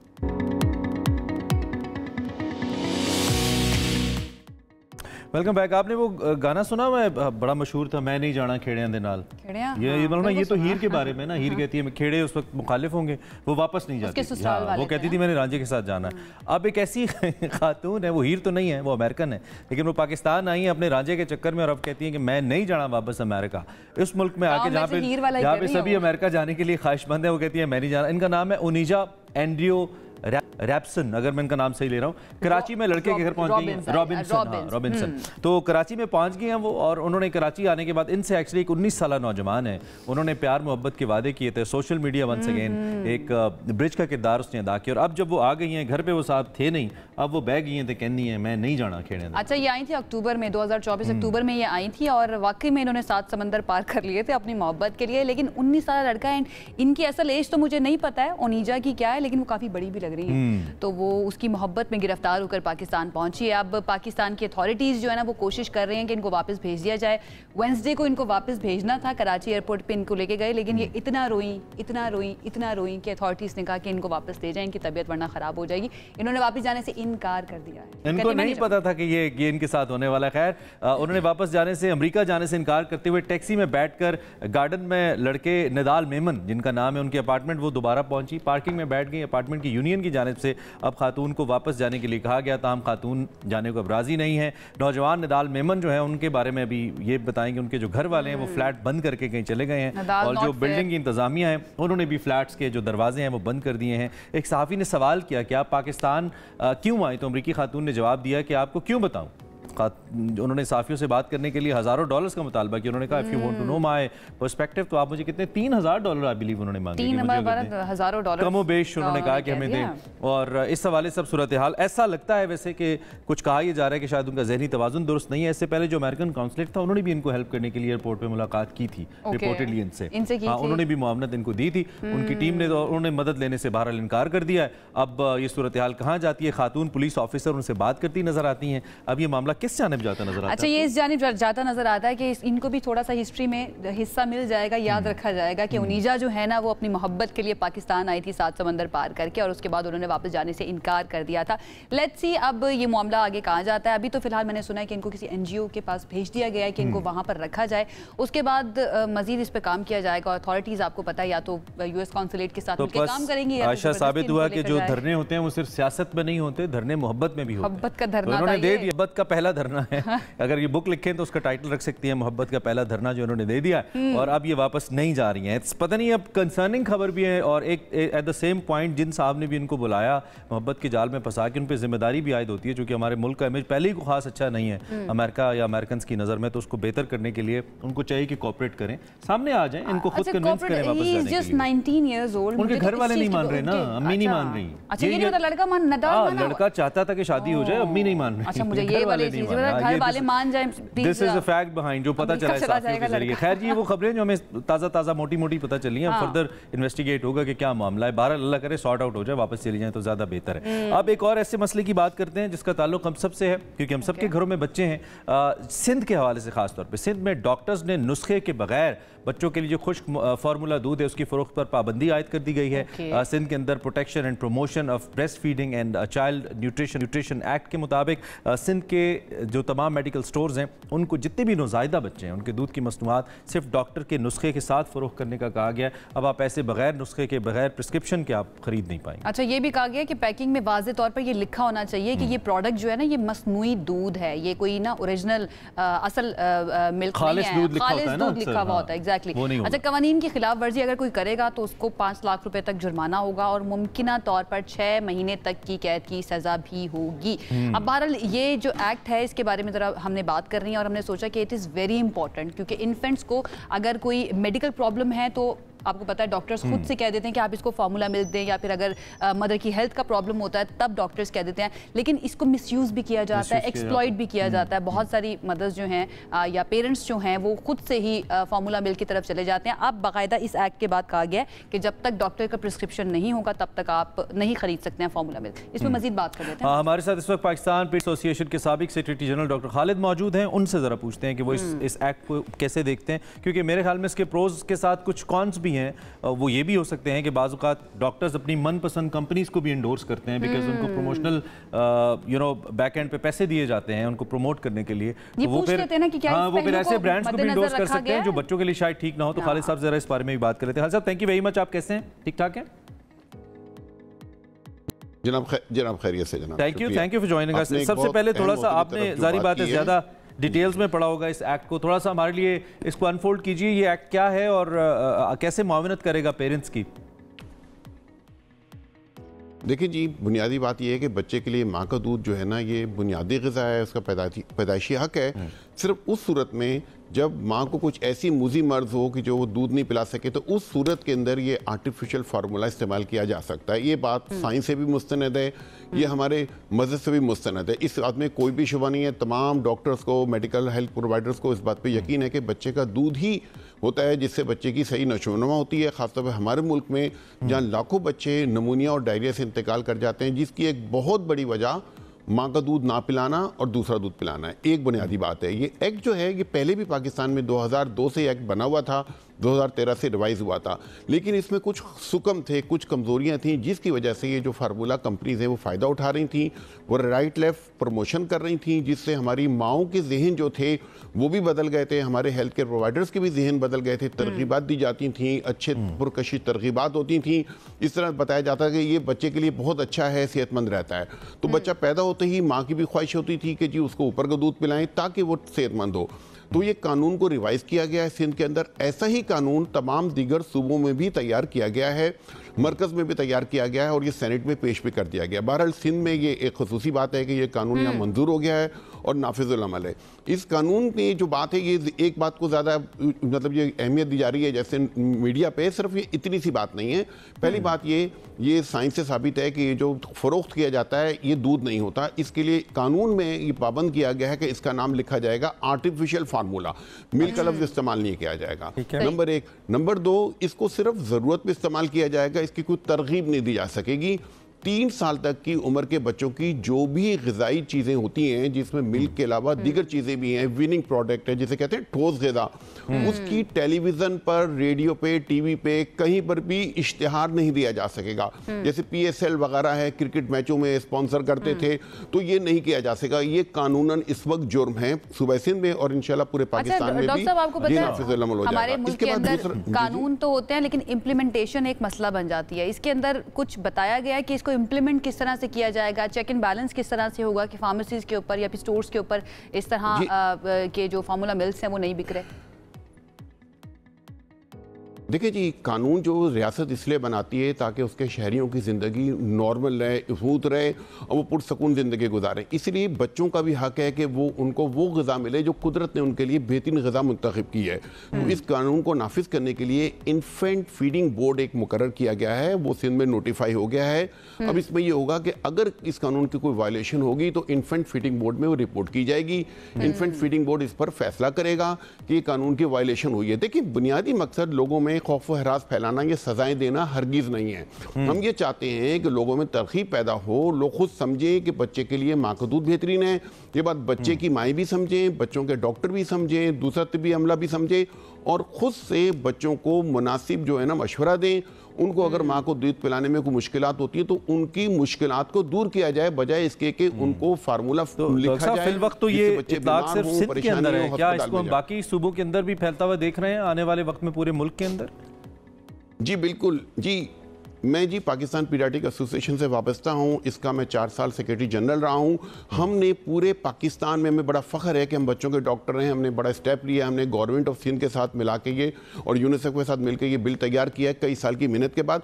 बिल्कुल ऐसा ही बिल हमने तमाम सूबों में तैयार कर लिया है। वो सूबों में तैयार पड़ा है, वहाँ की असम्बली में पेश होने के लिए तैयार है। हम वहाँ के लोगों से, वहाँ की जो मुंतखब नुमाइंदे, उनसे गुजारिश करते आ रहे हैं कि वहाँ भी पेश किया जाए और इंशाल्लाह ये तमाम सूबों में मंजूर होगा। तमाम मुल्क में इंशाल्लाह बहुत जल्द नाफिजुल अमल हो जाएगा। ठीक है, thank you so much. Doctor Khan साथ मौजूद है और एक अच्छा कदम है ये, इस एक्ट का नफाज जो है वो होना भी चाहिए। और इम्प्लीमेंटेशन की मैं हमेशा बात करती हूँ कि कानून मौजूद होते हैं बट इम्प्लीमेंटेशन और साल के बाद वैसे ही मेडिकली रिकमेंडेड है बच्चे के लिए कि उसको ज्यादा ठोस ग़िज़ा दी जाए या फिर माँ का दूध उसको दिया जाए। और उससे भी बढ़कर अगर इनकेस ज़रूरत ही है फार्मूला मिल्क की तो डॉक्टर्स आर देयर, डॉक्टर से कंसल्ट कर लिया जाए तो ये ज़्यादा बेहतर है। तो ये अच्छा कानून है, अमल दरामद अब किस हद तक होता है इस पर बात करते रहेंगे। क्विक ब्रेक लीजिए, ब्रेक के बाद कुछ पॉलिटिक्स को भी डिस्कस करेंगे। Stay with us. Welcome back. अब एक अमरीकी सरमायाकारों के वफ्द की बात कर लेते हैं जो कि खबरों में है और मुसलसल उसके बारे में बात हो रही है। पाकिस्तान में अरबों डॉलर्स की सरमायाकारी का ऐलान किया इस वफ्द ने। इस वफ्द के सरबराह जेनरी बीच, जिन्होंने कहा है कि मेरा ख्याल है कि रिचर्ड ग्रैनल आपको याद है ना रिचर्ड ग्रेनल, जिनका तस्करा हमने भी किया था अपने शो में, बड़ी ट्वीट्स की थी उन्होंने, खासतौर पे तहरीक इंसाफ के चेयरमैन, फॉर्मर चेयरमैन के हक में। उन्होंने कहा उन्हें गुमराह किया गया था, अमेरिका में पाकिस्तान के बारे में गलत फहमी पैदा करने की कोशिश की गई थी। जो बाइडन इंतजामिया है उनके मुताबिक उसने गुज़िश्ता 4 साल में पाकिस्तान से जो किया वो नामुनासिब था। यहाँ मुज़ाकरात के लिए नहीं, कारोबार के लिए आया हूँ। ही सेड कि मैं बड़ा सरप्राइज हुआ हूँ यहाँ पे आके चीज़ों को देख के। अच्छा, ये भी कहा। अच्छा, उन्होंने ये मादनियात की भी बात किया है, तवानाई और रियल स्टेट में वो अरबों डॉलर की सरमायाकारी करना चाहते हैं। ये उन्होंने इंटरेस्ट अपना शो किया है। वज़ीर-ए-आज़म शहबाज शरीफ की मुलाकात हुई है इस वफ्द से अमरीकी सरमायाकारों के, और सरमायाकारी इक्तिसादी राब्ते जो हैं 2 मुल्कों के दरमियान उनको फ़रोग देने पर बातचीत की गई है। और वज़ीर-ए-आज़म ने कहा है कि तमाम सहूलियात हम फराहम करेंगे बाहर से इन्वेस्टमेंट अगर आती है। उन्होंने इस आज़म का अदा किया है और स्ट्रेटेजिक महले वकू नौजवान अफरादी क़ुव्वत पर रोशनी डाली है। दूसरी जानिब मुज़ाकरात की भी थोड़ी सी ज़रा हमने बात करनी है, क्योंकि आपको पता है अगेन जो इमरान कहते हैं कि मुज़ाकरात की पटरी जो रेल जो है ना वो पटरी से उतर चुकी है और वो कम्प्लीटली उतर चुकी है। अब तो पटरी उखड़ती नजर आती है। अच्छा, दोनों फरीक जो है ना वो पटरी उखाड़ने के लिए बैठे हुए हैं। हुकूमत और तहरीक इंसाफ जो है ना वो एक दूसरे पर वार भी कर रहे हैं, बड़े ओपनली कर रहे हैं। और पीटीआई ने इल्जाम लगाया कि नवाज शरीफ ने इरफान सिद्दीकी को मुज़ाकरात की नाकामी का हदफ दिया था। अच्छा, इसके ऊपर जरा हम बात कर लेते हैं दोनों मामलात के ऊपर। हमारे साथ मुस्लिम लीग नून के रहनुमा काज़मी साहब हैं। सबसे पहले जो अमरीकी सरमायाकारी आ रही है उसके बारे में बात करते हैं। कौसर काज़मी साहब, थैंक यू सो मच हमें ज्वाइन करने के लिए। सबसे पहले तो अमरीका से पाकिस्तान में इन्वेस्टमेंट आना बहुत अच्छी खबर है, बहुत अच्छी बात है, अप्रिशिएट भी किया जाता है इसको। वज़ीर-ए-आज़म से मुलाकात की है इस वक्त ने, ज़रा बताएंगे इस मुलाकात के बारे में क्या पेशरफ्त हुई? मोहम्मद वाले मोहम्मद, देखिए जी बहुत बड़ी पेशरफ्त है ये पाकिस्तान में, जहाँ से दीगर जो ममालिक हैं, चाहे वो अरब ममालिक हैं या दुनिया की जो बाकी बायस से जो सरमायाकारी आ रही है, उसमें एक ये बहुत बड़ी पेशरफ्त है। जब अमेरिका के अरबपति अफराद पे एक जो है मुश्तमिल वफ्द ने पाकिस्तान का दौरा किया और यहाँ पे वज़ीर आज़म समेत दीगर जो अहम लोग हैं उनसे मुलाकातें की और बड़ी दिलचस्पी का इजहार किया कि यहाँ पे माइंस एंड मिनरल में, AI में और दीगर जो शोबे हैं उनमें वो सरमायाकारी करना चाहते हैं, रियल स्टेट्स में। तो ये एक बहुत बड़ी पेशरफ्त है। और खुसूसन उनका ये कहना कि जो बाइडन का दौर था उसमें इतनी गर्मजोशी नहीं थी पाकिस्तान और अमेरिका के माबैन, लेकिन अब ट्रंप इंतजामिया जो है वो इन मामलात को खसूसी तौर पर देखेगी और पाकिस्तान के अंदर बढ़ चढ़कर सरमायाकारी होगी। ये पाकिस्तान के लिए एक बहुत बड़ी खुशखबरी है, जबकि मुल्क एक दफा फिर राइट ट्रैक पे आ चुके हैं। बैरूनी सरमायाकारी हो, तरसीलात ज़र हो या दीगर जो मामलात हैं जो तरक्की के इशारे हैं, वो दिन ब दिन ऊपर जा रहे हैं और हमें बिल्कुल काज़मी साहब ये बड़ी इंटरेस्टिंग बात है। ये बड़ी इंटरेस्टिंग बात है क्योंकि हम तो कुछ और एक्सपेक्ट कर रहे थे कि जब ट्रंप साहब आएंगे तो शायद इस गवर्नमेंट के लिए, करंट रिजीम के लिए बहुत अच्छा ना हो, लेकिन ये उसके opposite for the time being नजर आ रहा है कि वो तो इन्वेस्टमेंट में इंटरेस्टेड है। तो फर्दर आप क्या देखते हैं कि हुकूमती सतह पर भी अब ताल्लुकात आगे बढ़ सकते हैं? कोई अच्छी खबर आ सकती है? इनसाइडर क्या? देखें जी, मौसम नकवी साहब ऑलरेडी वहां पे है, कांग्रेसमैन से उनकी मुलाकातें हो रही हैं। पाकिस्तान के वजीर दाखिला हैं, यकीनी तौर पर जो वहां की मुलाकातें हैं वो बहुत अहम हैं और रियासतों का रियासतों से ताल्लुक होता है। अमेरिका पाकिस्तान के ताल्लुकात हैं हर शोबे में, माजी में भी, जो बेशक उसमें उतार चढ़ाव होता रहा, लेकिन हुकूमती सतह पर बिल्कुल, क्योंकि हमारी ये ख्वाहिश है, अमेरिका एक बहुत बड़ी मंडी है, किसी को इससे इनकार नहीं है और यकीनी तौर पर जो हुकूमत वक्त है मौजूदा, उसकी तरजीहात में ये बात शामिल है और इंशाअल्लाह जो भी हो सके इस हवाले से हुकूमत उस पर अमल पैरा होगी। अच्छा कौशल साहब, ये जेंट्री बीच जो हैं, ये इस वफ्द के सरबरा, इन्होंने रिचर्ड ग्रेनल के हवाले से वजाहत दी है कि उनको शायद एक लॉबी ने जो है ना गुमराह किया था। अब ये जरूरत क्यों पेश आई? देखिए, न सिर्फ रिचर्ड ग्रेनल बल्कि पूरी दुनिया के अंदर, चाहे वो बरतानिया हो, यूरोप हो, अमेरिका हो, वहां पे आपने देखा कि गजा की तस्वीर को जो इलेक्ट्रॉनिक ट्रक्स होते हैं उन पे अवेजा करके वहां की सड़कों पे घुमाया गया और बताया गया कि पाकिस्तान के अंदर इस तरीके से इंसानी हुकूक की पामालियां होती हैं। पाकिस्तान के जो दिफाई इदारे हैं उनको जालिम और जाबिर के तौर पर पेश किया गया। आज ये जो फेक न्यूज के हवाले से हुकूमत इकदामात उठा रही है, यकीनी तौर पर ये उसकी एक बहुत बड़ी मिसाल, एक बहुत बड़ा सबूत सामने आया कि रिचर्ड ग्रेनल जैसा शख्स उन चीजों से इंस्पायर होता है, उसको मिसलीड किया जाता है, उसको यही AI जनरेटेड तस्वीर और वीडियो दिखा के अपने हक में ट्वीट्स करवाए जाते हैं।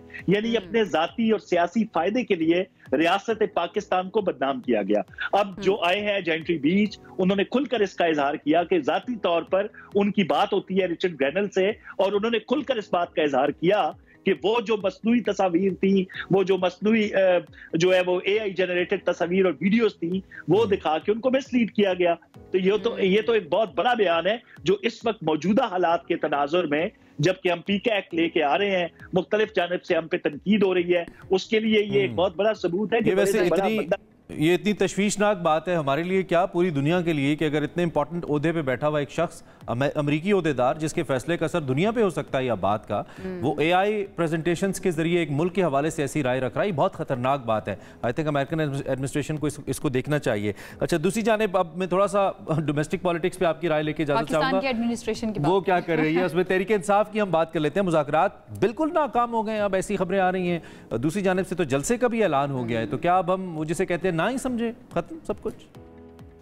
देखिए जी, जब से जो गैर सियासी खातून है इनकी, बुशरा बीबी, जिनको गैर सियासी कहा जाता है, जब से वो सियासी तौर पे मुतहरिक हुई KP के अंदर, तो उनकी मर्जी, उनके ऑर्डर, उनकी साइनिंग अथॉरिटी है वहां पे, और जिस तरीके से सदारत से हटाया गया अली अमीन को और मुख्तलिफ बहाने बनाए गए क्योंकि वो उनकी कारकर्दगी जो है वो उस तरफ वो तवज्जो देंगे, हुकूमती उमूर संभालेंगे और उसके बाद जो है बाकी मामलात कोई और देखेगा, जिस तरह जुनैद अकबर साहब को वहां पे बनाया गया।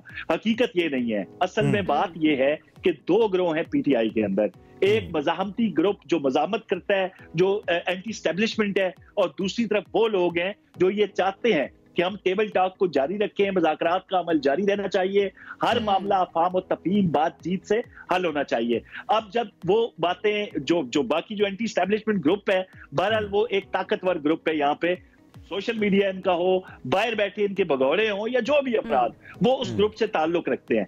अभी मुज़ाकरात को इन्होंने खुद सब अटैच किया, इनका दिल है कि अफरा तफरी, क्योंकि मुल्क जो है वो राइट ट्रैक पे आ गया, ये चीज किसी तौर पे इनसे हजम नहीं हो रही। ये अब चाहते हैं कि उसी तरीके से अफरा तफरी फैलाई जाए, मुल्क को डिट्रैक्ट किया जाए, जो माशी इशारे बेहतर हो रहे हैं उनमें बगाड़ पैदा किया जाए। तो इसीलिए अब दोबारा ये जलसा जुलूस और इस तरह की ये बातें कर रहे हैं। असल वजूहात ये है कि अंदरूनी जो इनकी टूट फूट है वो बिल्कुल सामने तौर पर आ चुकी है। इमरान खान साहब ने, उनको बुरा लगा जब अली अमीन गंडापुर बैठते हैं एपिक्स कमेटी के अंदर, जब वो बात करते हैं सूबे की, जब वो बात करते हैं अवाम की फलाह बहबूद की, तो ये चीजें तो तहरीक इंसाफ को चाहिए नहीं, उनको चाहिए पुरतशद्दुद किस्म का। थोड़ी गंडापुर साहब की फेवर में बात कर बड़ा इंटरेस्टिंग है ये। चले, टाइम खत्म हो गया हमारे सेगमेंट का। थैंक यू वेरी मच, आपके वक्त का बहुत शुक्रिया। कौसर काज़मी साहब नून लीग और हुकूमत की नुमाइंदगी करते हुए अपनी राय का इजहार करें। एक ब्रेक लेते हैं, ब्रेक से वापस आएंगे, मजीद बात करेंगे। Stay with us.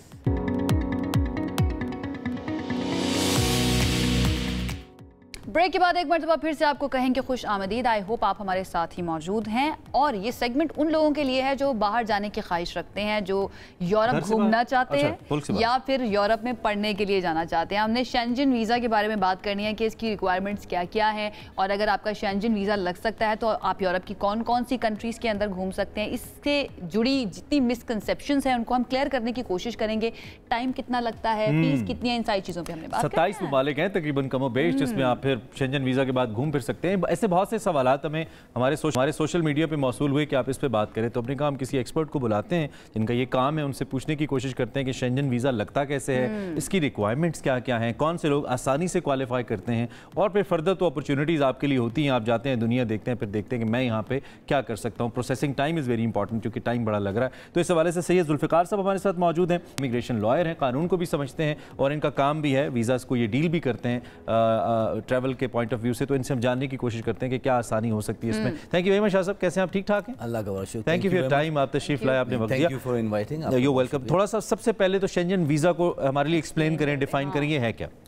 शेंगन जो है वो 27 कंट्रीज़ का एक एग्रीमेंट है आपस का, जिसके तहत उन्होंने इंटरनल बॉर्डर्स को फ्री कर दिया। तो फॉर एग्जांपल अगर आप किसी भी एक कंट्री का वीज़ा ले लेते हैं तो आप 27 कंट्रीज़ को तसल्ली से बिल्कुल विदाउट बॉर्डर, विदाउट दोबारा कोई एंट्री की जरूरत नहीं। वो मुल्क छोटा है या बड़ा यूरोपीय मुल्क है, कोई भी है, कोई भी मुल्क, इंटायर यूरोप प्रीटी मच आपके लिए। अभी बल्गेरिया और रोमानिया भी इसमें ऐड हो गए हैं। तो ये बढ़ता जा रहा है, 27 से 29 कंट्रीज़ के करीब आप समझें, आप तसल्ली से घूम सकते हैं अगर ये वीज़ा आपके पास हो। ठीक है, अगर मैंने लेट्स सपोज मैं जर्मनी जाना है मुझे, तो मुझे शेंजन वीज़ा ही मिलेगा या जर्मनी का अलग से भी हो सकता है और शेंजन भी हो सकता है? विजिट वीज़ा में आपको शेंगन वीज़ा ही मिलेगा। शेंगन वीज़ा एक विजिट वीज़ा, चाहे जर्मनी हो, चाहे इटली हो, चाहे फ्रांस हो, नीदरलैंड, तो आपको एक ही वीज़ा मिलेगा। अच्छा, थोड़ा सा ज़रा एक्सप्लेन कीजिएगा कि अगर कोई पढ़ने के लिए जाना चाहता है उसको, उसके वीज़े को भी हम शेंजन वीज़ा ही कहेंगे या फिर सिर्फ ये उन लोगों के लिए है जो विजिट पे जाना चाहते हैं, जो टूरिस्ट हैं, घूमने के लिए जाना चाहते हैं या अपने काम के लिए जाना चाहते हैं? उसको भी आप शेंगन ही वीज़ा कहेंगे। शेंगन वीज़े में जी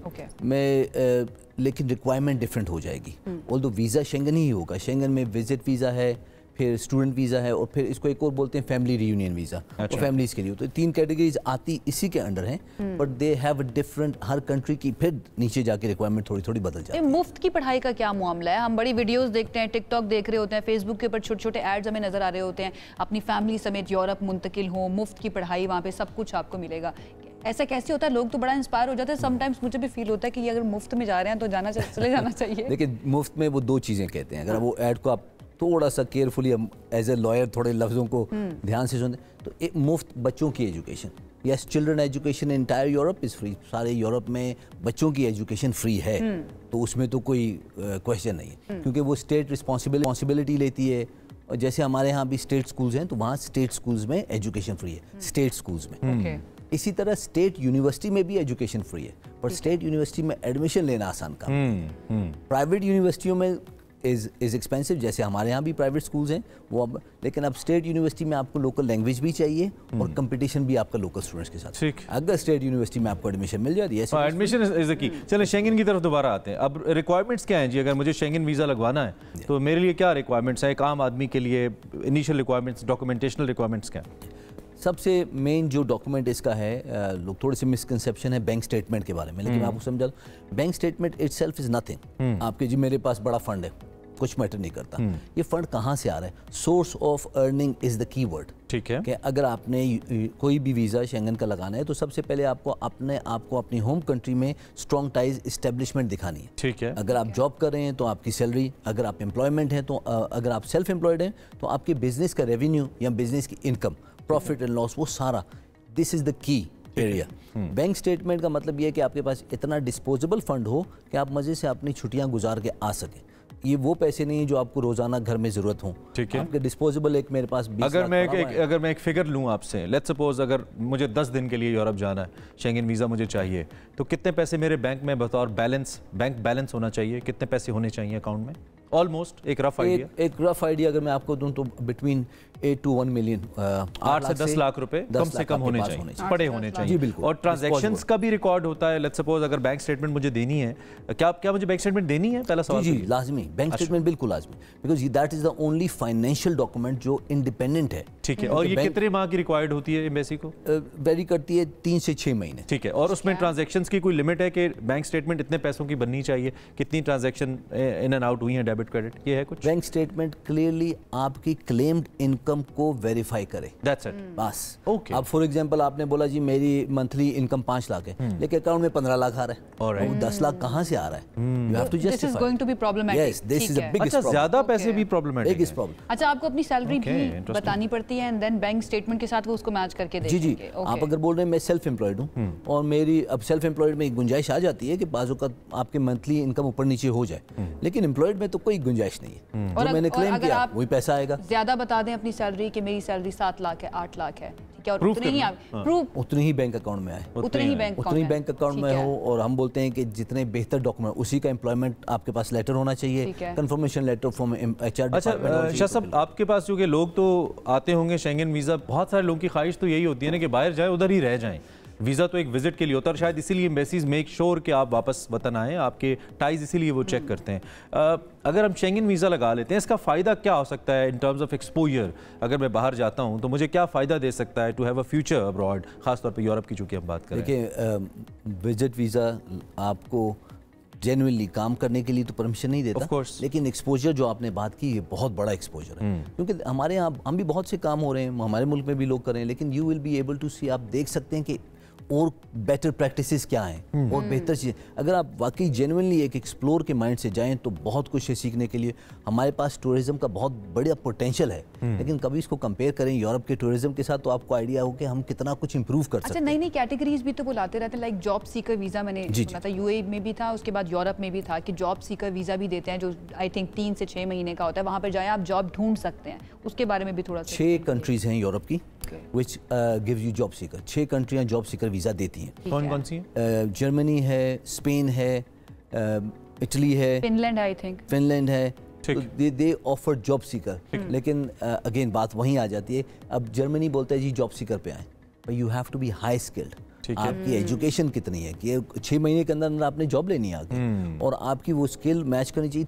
5 साल का वेरीफाइबल वर्क एक्सपीरियंस लेके आए। ठीक है, इतना एक्सपीरियंस है, आपके पास इतने फंड्स अवेलेबल हैं कि आप अपने आप को मैनेज कर सकें उस 6 महीने में बगैर जॉब के। तो ये सारी चीज़ें जो हैं दे गो। अच्छा, one more very important point, जो भी लोग अप्लाई करते हैं इसमें जो टाइम स्पैन होता है वीज़ा आने का, मेरी सारी डॉक्यूमेंटेशन पूरी है, लेट्स सपोज आप एक ट्रैवल एजेंट हैं, मैं आपके पास आया हूँ, आपने मुझे मेरे डॉक्यूमेंट्स ले लिए, कितना वक्त लगेगा वीज़ा आ जाने में? अब कितना लग रहा है इस वक्त? नॉर्मली 3 वीक आजकल, ज़्यादा टाइम नहीं, 3 वीक में वीज़ा शेंगन का आ जाता है। अच्छा, हमारे साथ एक कॉलर है काशिफ हमारे साथ मौजूद है, उनसे जरा जानते हैं। काशिफ, अस्सलाम वालेकुम, कैसे हैं आप?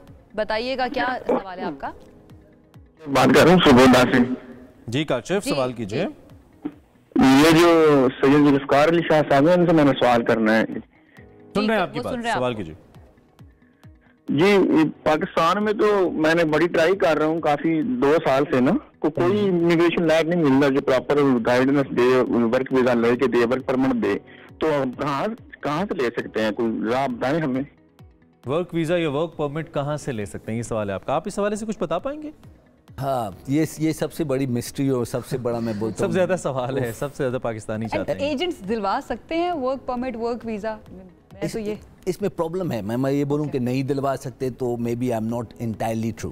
वर्क परमिट अवेलेबल हैं, शॉर्टेज स्किल बिल्कुल इंटायर यूरोप में है, लेकिन उसका तरीकाकार बड़ा कॉम्प्लिकेटेड है। ओवरसीज एम्प्लॉयमेंट ब्यूरो हमारे पास पाकिस्तान में एक रेगुलेटेड बॉडी है, सिर्फ उसी के जो रिप्रेजेंटेटिव है वही आपको जॉब दिलवा सकते हैं। कोई और अगर एजेंट आपको जॉब दिला रहा है तो वो इलीगल है। और उसका क्राइटेरिया भी बड़ा डिफरेंट होता है, एलिजिबिलिटी बड़ी आपको देखें, हमारे पास डिमांड आती है पूरी दुनिया से, पाकिस्तान में डिमांड आती है, यूरोप से भी आती है। मैं आपको बल्कि एक बताऊं किस्सा तो बड़ा एम्बैरेसिंग है हमारे लिए, जो आपको समझ भी आएगा कि सख्ती क्यों हो जाती है। रोमानिया इशूड 300 वर्क वीज़as जी। वो यहाँ से आए, यहाँ से बस भर के, मतलब जहाज भर के लोग वहाँ पहुँचे। जो एम्प्लॉयर था उसके पास सिर्फ 4 बंदे आए। Oh my God. उसके बाद उन्होंने बोला जी हम नहीं देते, स्किल्ड लोग नहीं थे वहाँ पे, वो गए ही नहीं। अच्छा, मैं लाहौर से जावेद कॉलर है हमारे साथ, उनसे बात कर लेते हैं। जावेद, आपको आवाज़ आ रही है हमारी? तो प्लीज़ सवाल कीजिए। हेलो जी जी, जावेद इकबाल फ्रॉम लाहौर, क्या कहेंगे, क्या पूछेंगे?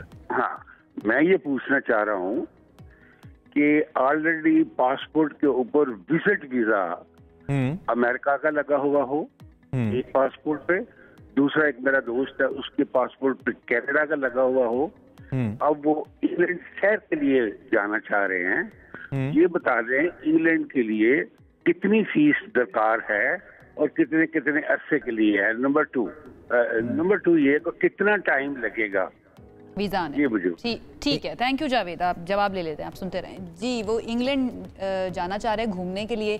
एक के पासपोर्ट पे लगा हुआ है अमेरिका का वीज़ा, विजिट वीज़ा, और एक के पासपोर्ट पे कनाडा का विजिट वीज़ा लगा हुआ है। अब कितना टाइम लगेगा, कितने पैसे लगेंगे इंग्लैंड का वीज़ा लेने यूके के वीज़े के लिए? Standard fee I believe, standard fees 105 pound Pakistani हिसाब से तकरीबन 42,000 रुपीज़ बनती है 6 महीने के वीज़े के लिए। ठीक है, ठीक हो गया। और आने का यूके का भी वीज़ा 4 वीक में आ जाता है, ऑनलाइन सारा का सारा। और रिजेक्शन रेशियो क्या है इस वक्त, ज़्यादा है? अब नहीं, ये visit purpose, if you got a good travel history. अब जैसे इनके बोल रहे हैं कि जी वीज़े लगे में, वीज़े लगे एग्जैक्टली डज नॉट मैटर, लेकिन अगर ये ट्रैवल करके आ चुके हैं तो कंप्लाइंस है।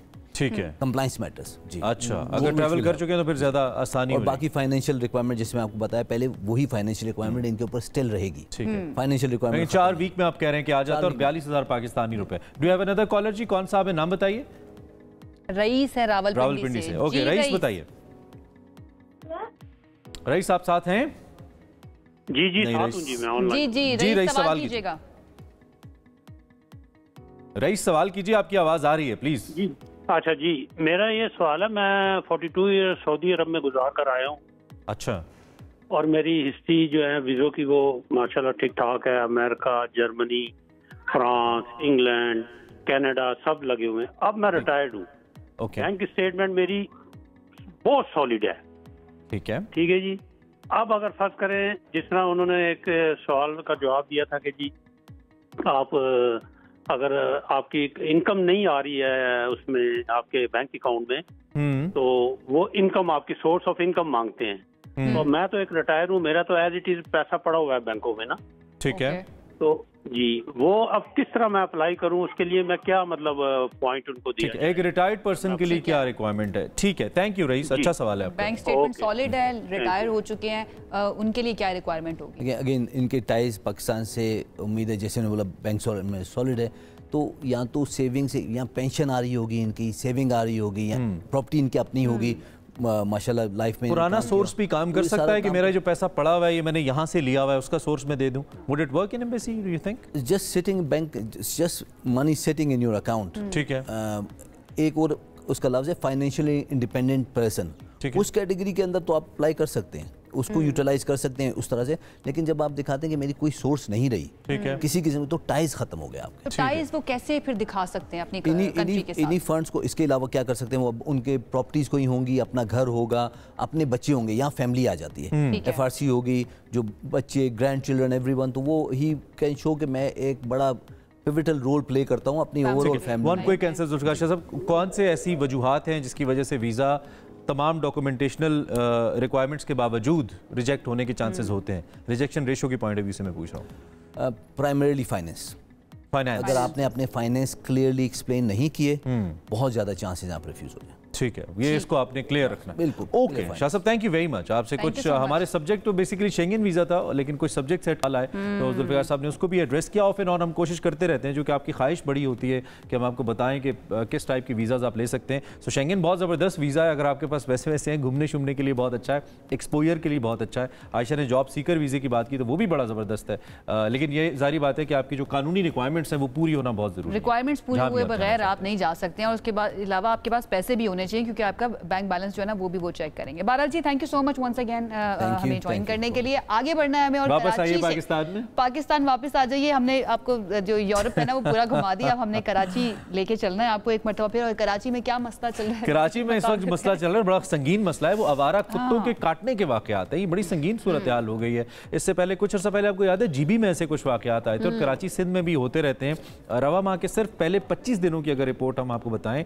तो 4000 केसेस ऐसे रिपोर्ट हुए हैं जिसमें कुत्ते के काटने के वाकयात सामने आए हैं। जो सिविल हॉस्पिटल है वहाँ पे 2000 से ज़ायद, जबकि जिना हॉस्पिटल के अंदर 1500 मरीज अब तक लाए जा चुके हैं।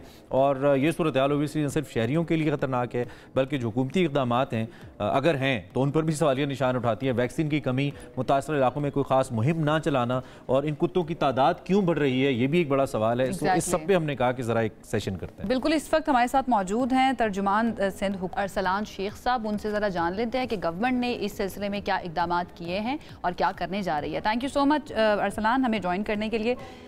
अच्छा जी, अरसलान से बात करेंगे, कुछ टेक्निकल इशू की वजह से जो है ना हम उनसे बात नहीं कर पा रहे हैं। तो कराची में सिचुएशन जो है ना वो बहुत ज़्यादा बढ़ती जा रही है, और उसकी वजह से लोगों को बहुत ज़्यादा परेशानी का सामना करना पड़ रहा है।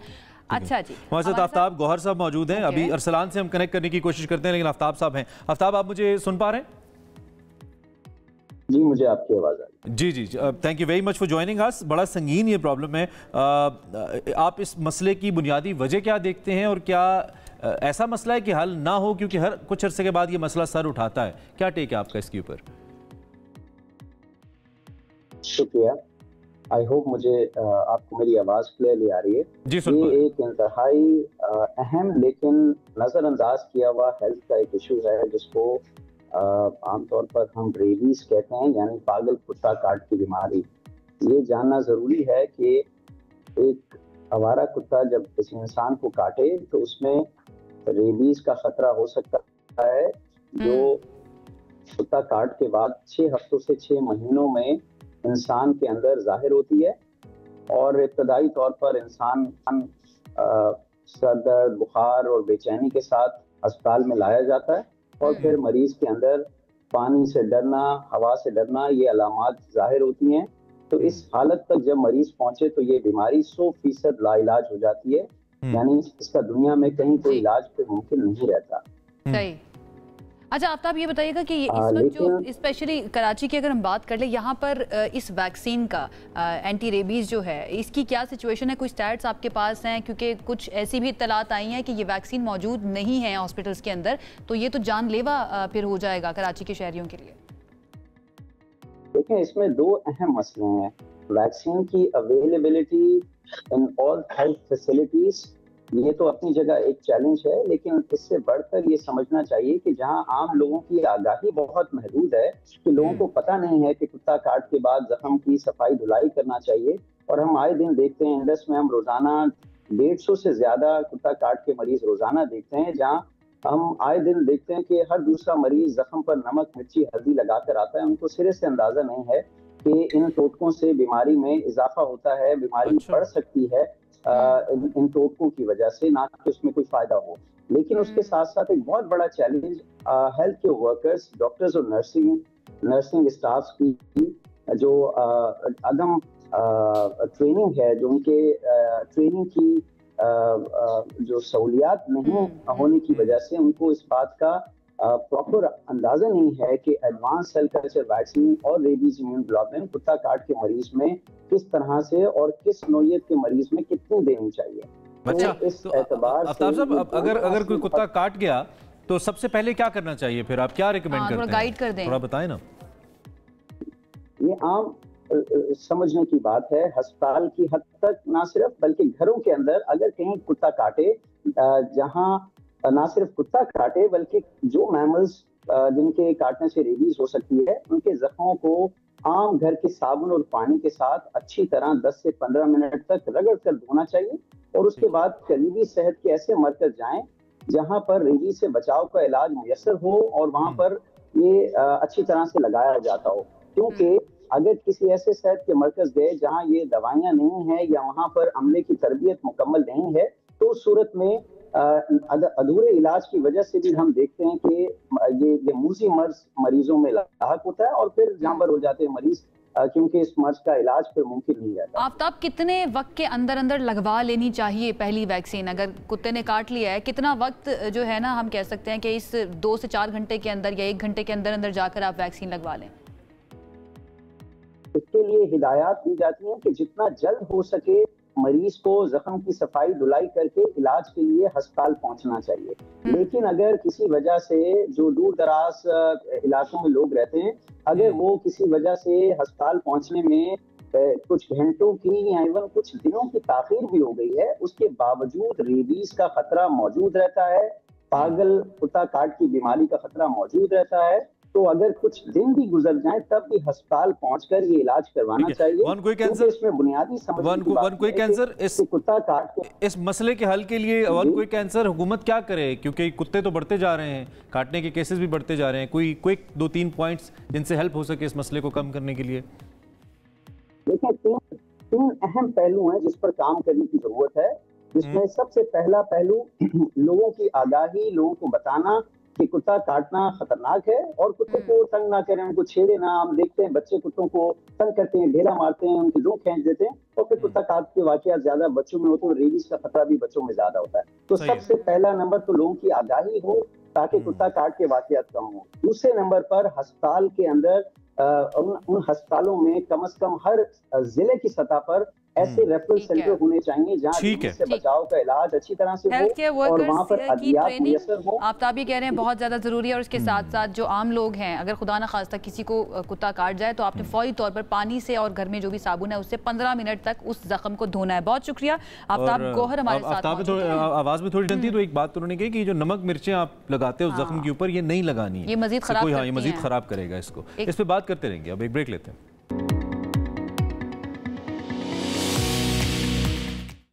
Welcome back. हम इससे पहले बात कर रहे थे सिंध में कुछ आवारा कुत्तों के काटने के केसेस जो कि हज़ारों में आए हैं। जनवरी के सिर्फ पहले 20-25 दिनों की जो रिपोर्ट आई है बहुत अलार्मिंग है, और हज़ारों केसेस हॉस्पिटल्स के अंदर रिपोर्ट हुए हैं। इसकी बुनियादी वजह और फिर इस पर हुकूमत की क्या रिस्पॉन्सिबिलिटी है, अब हमारा असलान शेख साहब से रब्ता हुआ है जो तर्जुमान है सिंध हुकूमत के, उनसे ज़रा राय ले लेते हैं कि हुकूमत क्या करिए। Aslan, thank you very much for your time, I hope you can listen me now.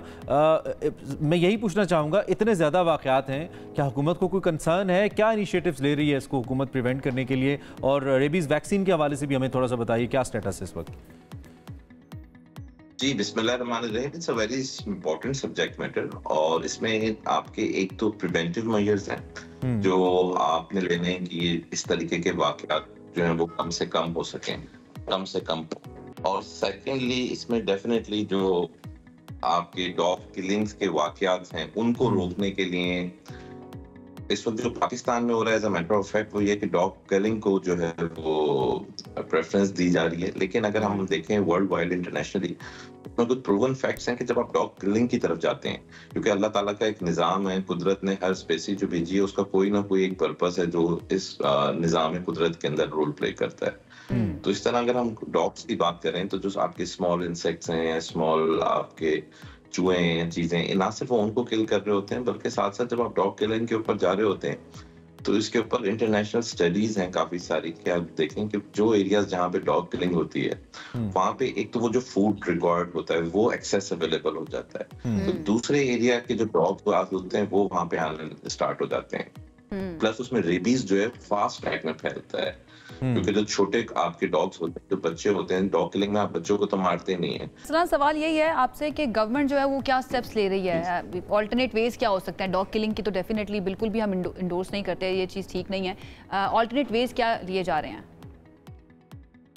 देखिए लेजिस्लेटिव रिफॉर्म्स के ऊपर हमारी डिस्कशन चल रही है। इसके अंदर हम गवर्नमेंट ऑफ सिंध जो इंटरनेशनल एनजीओज हैं, जो इसके एक्सपर्ट्स हैं, उनको भी ऑन बोर्ड लिया जा रहा है कि हम इस तरीके से के लेजिस्लेटिव रिफॉर्म्स लाएं, डेडिकेटेड इसके लिए एक स्पेशल इनिशिएटिव के डेडिकेटेड फंड्स और जो कंसर्न म्यूनिसिपैलिटीज हैं ना सिर्फ उनको पॉलिसी डायरेक्शंस दी जाएं बल्कि उनको एक डेडिकेटेड फंड प्रोवाइड किया जाए कि विच शैल नॉट बी यूटिलाइज, कि हम इस पर्पस के अलावा इसको यूज नहीं करेंगे। हॉस्पिटल्स में जो वैक्सीन्स हैं, जो रेबीज के आपकी वैक्सीन्स हैं, they are available, but still we believe and I believe कि that's not the solution to the matter. Solution पे हमें जाना है तो हमें इन डॉग्स की वैक्सीनेशन करनी होगी ताकि और इन डॉग्स को ह्यूमन फ्रेंडली बनाना पड़ेगा, और ये दुनिया में हुआ है। लेकिन ये होता ये है कि सिर्फ गवर्नमेंट नहीं, गवर्नमेंट के साथ साथ जो एनजीओज हैं, जिस तरह आपने देखा है बाहर मुल्कों में नेबरहुड काउंसिल्स होती हैं, तो ये एक कलेक्टिव एफर्ट होगी और इसके अंदर सबको अपना रोल प्ले करना पड़ेगा। लोगों में अवेयरनेस डालनी पड़ेगी कि हाउ, क्योंकि ये भी एक अल्लाह ताला की तरफ से दी हुई एक आपकी स्पेसी है और हमारी ये जिम्मेदारी है कि हम इनको प्रोटेक्ट करें और इनका एक बड़ा इको जो बिल्कुल ठीक कह रहे हैं अरसलान, लेकिन अर्जेंट इशू जो है इस वक्त ये है कि वहाँ पे लोग जो हैं वो मुतासिर हो रहे हैं इससे और लोगों की जानों को खतरा है। तो फौरी तौर पर क्या करने जा रही है सिंध हुकूमत, और इसके अलावा जो वैक्सीन की कमी की जो इत्तलात आ रही हैं उसके लिए क्या इकदाम कर रही है?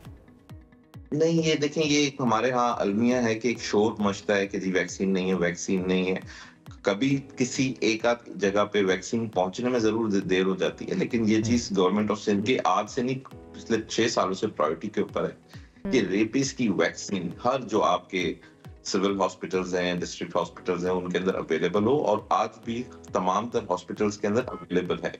लेकिन द थिंग इज कि आपने इसको लॉन्ग टर्म एड्रेस करना है। शॉर्ट टर्म में ये तो चले आपका वैक्सीन से हो गया, but again dog killing is not a solution. Dog killing से डॉग की जो आबादी है, पॉपुलेशन बढ़ती है। देखें, आपने एक फर्ज करें मैं सक्कर में बैठा हूँ, सक्कर के अंदर हमने डॉग किलिंग की, जो डॉग किलिंग का जो गोश्त है और जो अवेलेबल फूड है उसकी वजह से दूसरे इलाकों से ना सिर्फ डॉग्स आएंगे बल्कि जो छोटे डॉग्स हैं जब वो खाना अपना you are right we get your point. ये अर्जेंट बेसिस पर क्या किया जा रहा है अरसलान, अगर आप ये बता दें?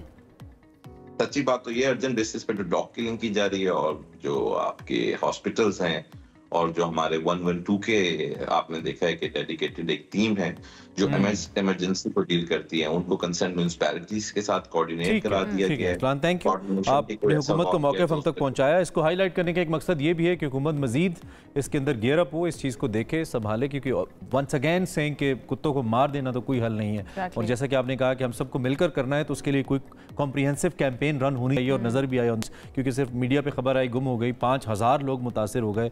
आने वाले वक्त में क्या पता उनकी क्या हालत होगी रेबीज की वजह से। It's very crucial situation I must say. I hope कि इस पर जल्द इक़दाम हो। हमने इस मसले पे बात की जी, सिंध हुकूमत का मौक़िफ़ आप तक पहुंचा। एक ब्रेक लीजिए, ब्रेक के बाद ज्वाइन कीजिए। ब्रेक के बाद एक मरतबा फिर से आपको कहेंगे खुश आमदीद।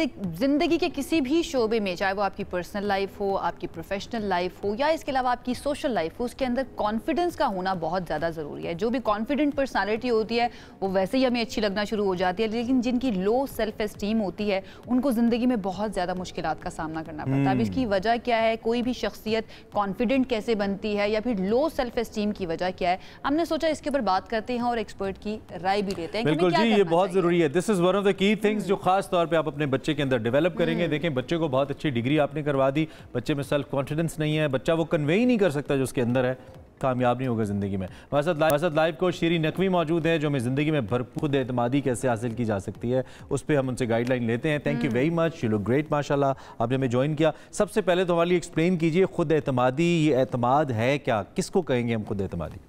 जिसमें आपको नोइंग, एक इंग्लिश का वर्ड है नोइंग, टू नो, जो नॉलेज से निकला है वो वर्ड।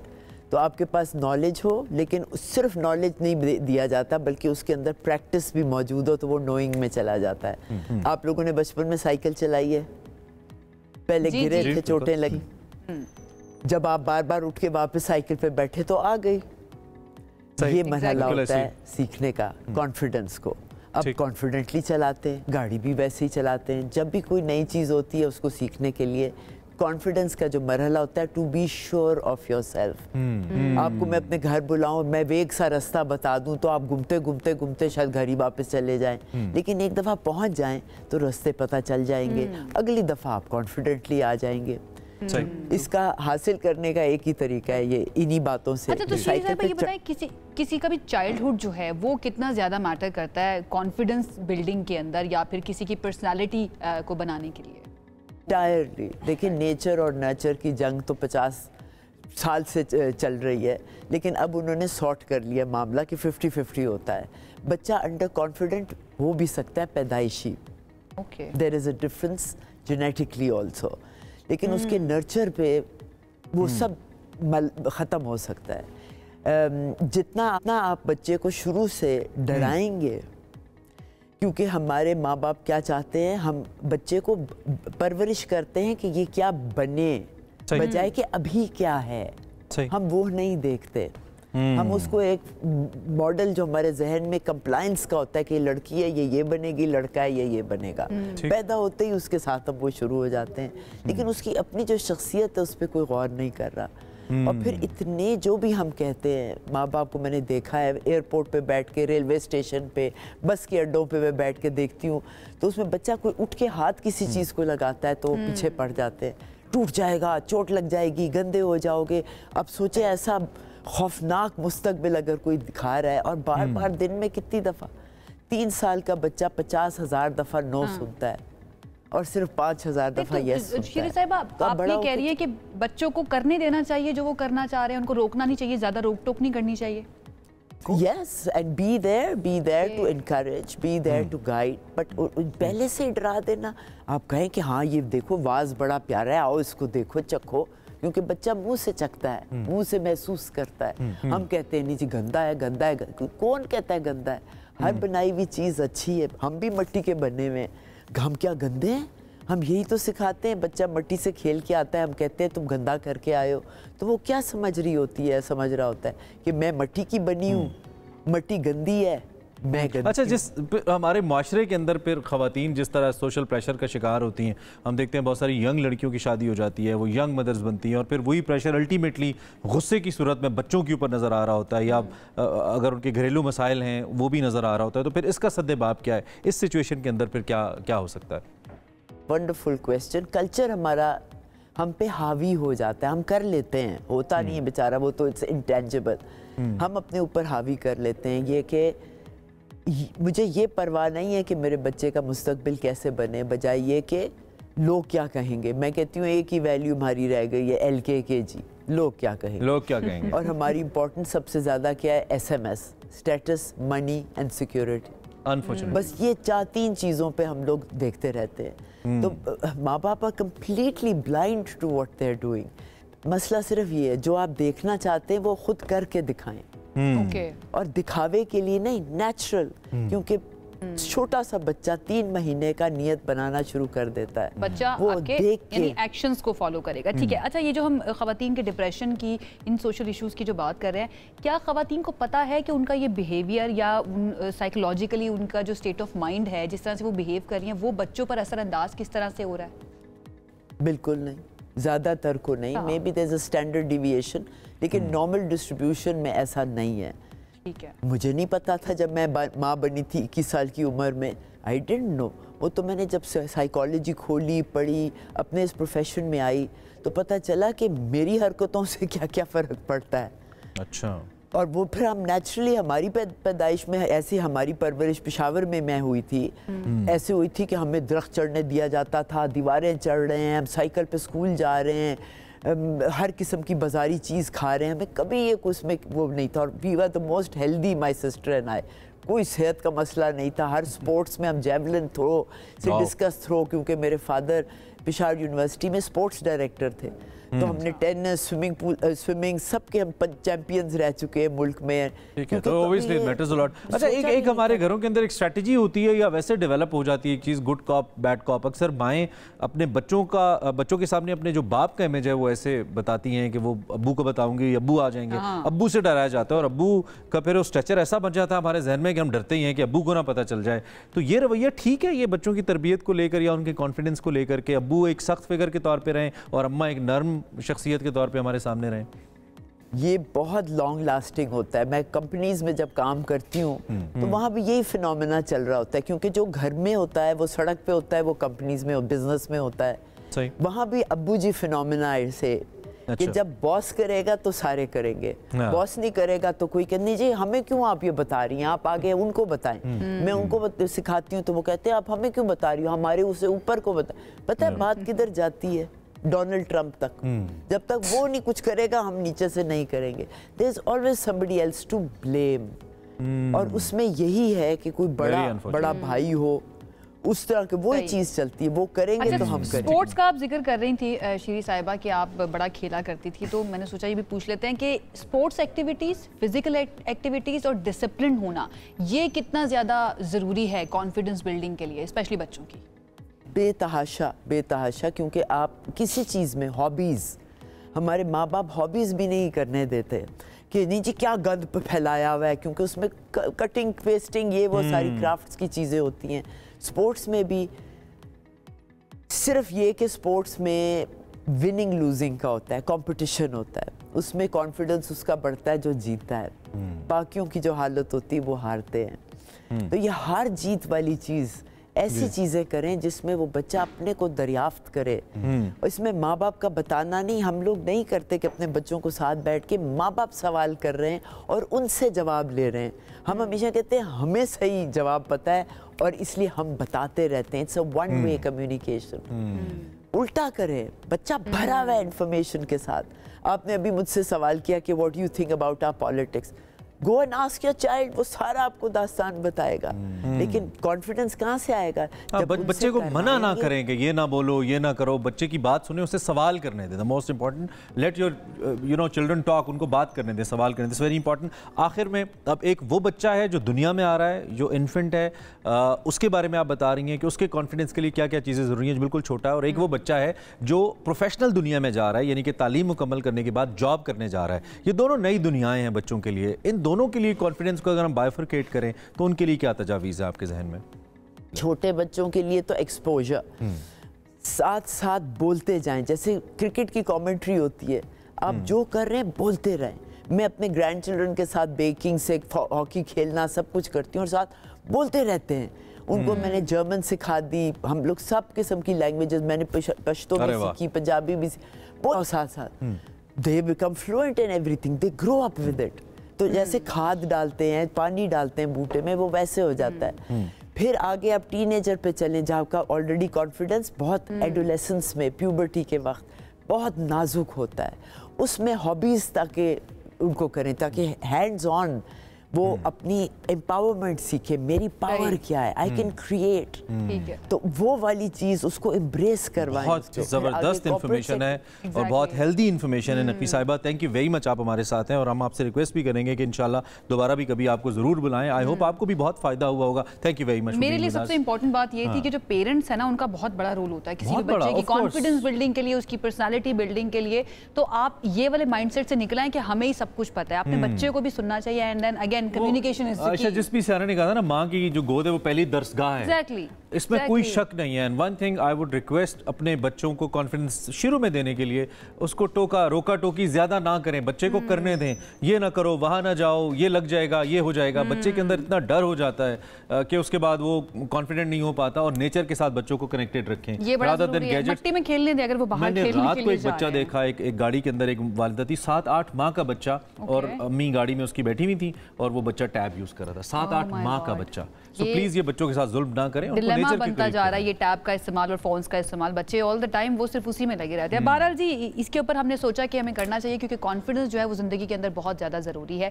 आगे बढ़ते हैं, और ये खबर जिसके ऊपर हमने कल भी एक सेगमेंट किया था, बाकायदा तौर पर पैका एक्ट जो है वो कानून बन गया है, क्योंकि सदर आसिफ अली जरदारी ने उस पर दस्तखत कर दिए हैं। सहाफ़ती तंजीमों ने एहतजाज किया, अभी भी किया जा रहा है। यौम सियाह मनाने का फैसला उन्होंने कर बिल्कुल बिल्कुल उम्मीदें थी कि जरदारी साहब नहीं करेंगे, लेकिन उन्होंने कर दिया। इस्लामाबाद में सहाफ़ियों का एहतजाज सामने आ रहा है, कुछ मनाजिर भी आपको दिखा रहे हैं। जो स्टेक होल्डर्स हैं, सहाफ़ियों के मुताबिक स्टेक होल्डर्स को सुना ही नहीं है। सदर मुमलिकत की जानिब से जो पैका एक्ट है, इस पर दस्तखत से मायूसी हुई है, ऐसा भी कहना है सहाफ़ती तंजीमों का। मुख्तलिफ अंदाज में मुख्तलिफ शहरों में आप देख रहे हैं सहाफ़ती तंजीमों ने इस पर एहतजाज किया है, और सहाफ़ियों ने यह भी कहा है कि इस पर हमें एतमाद में नहीं लिया गया, हर सतह पर एहतजाज करेंगे।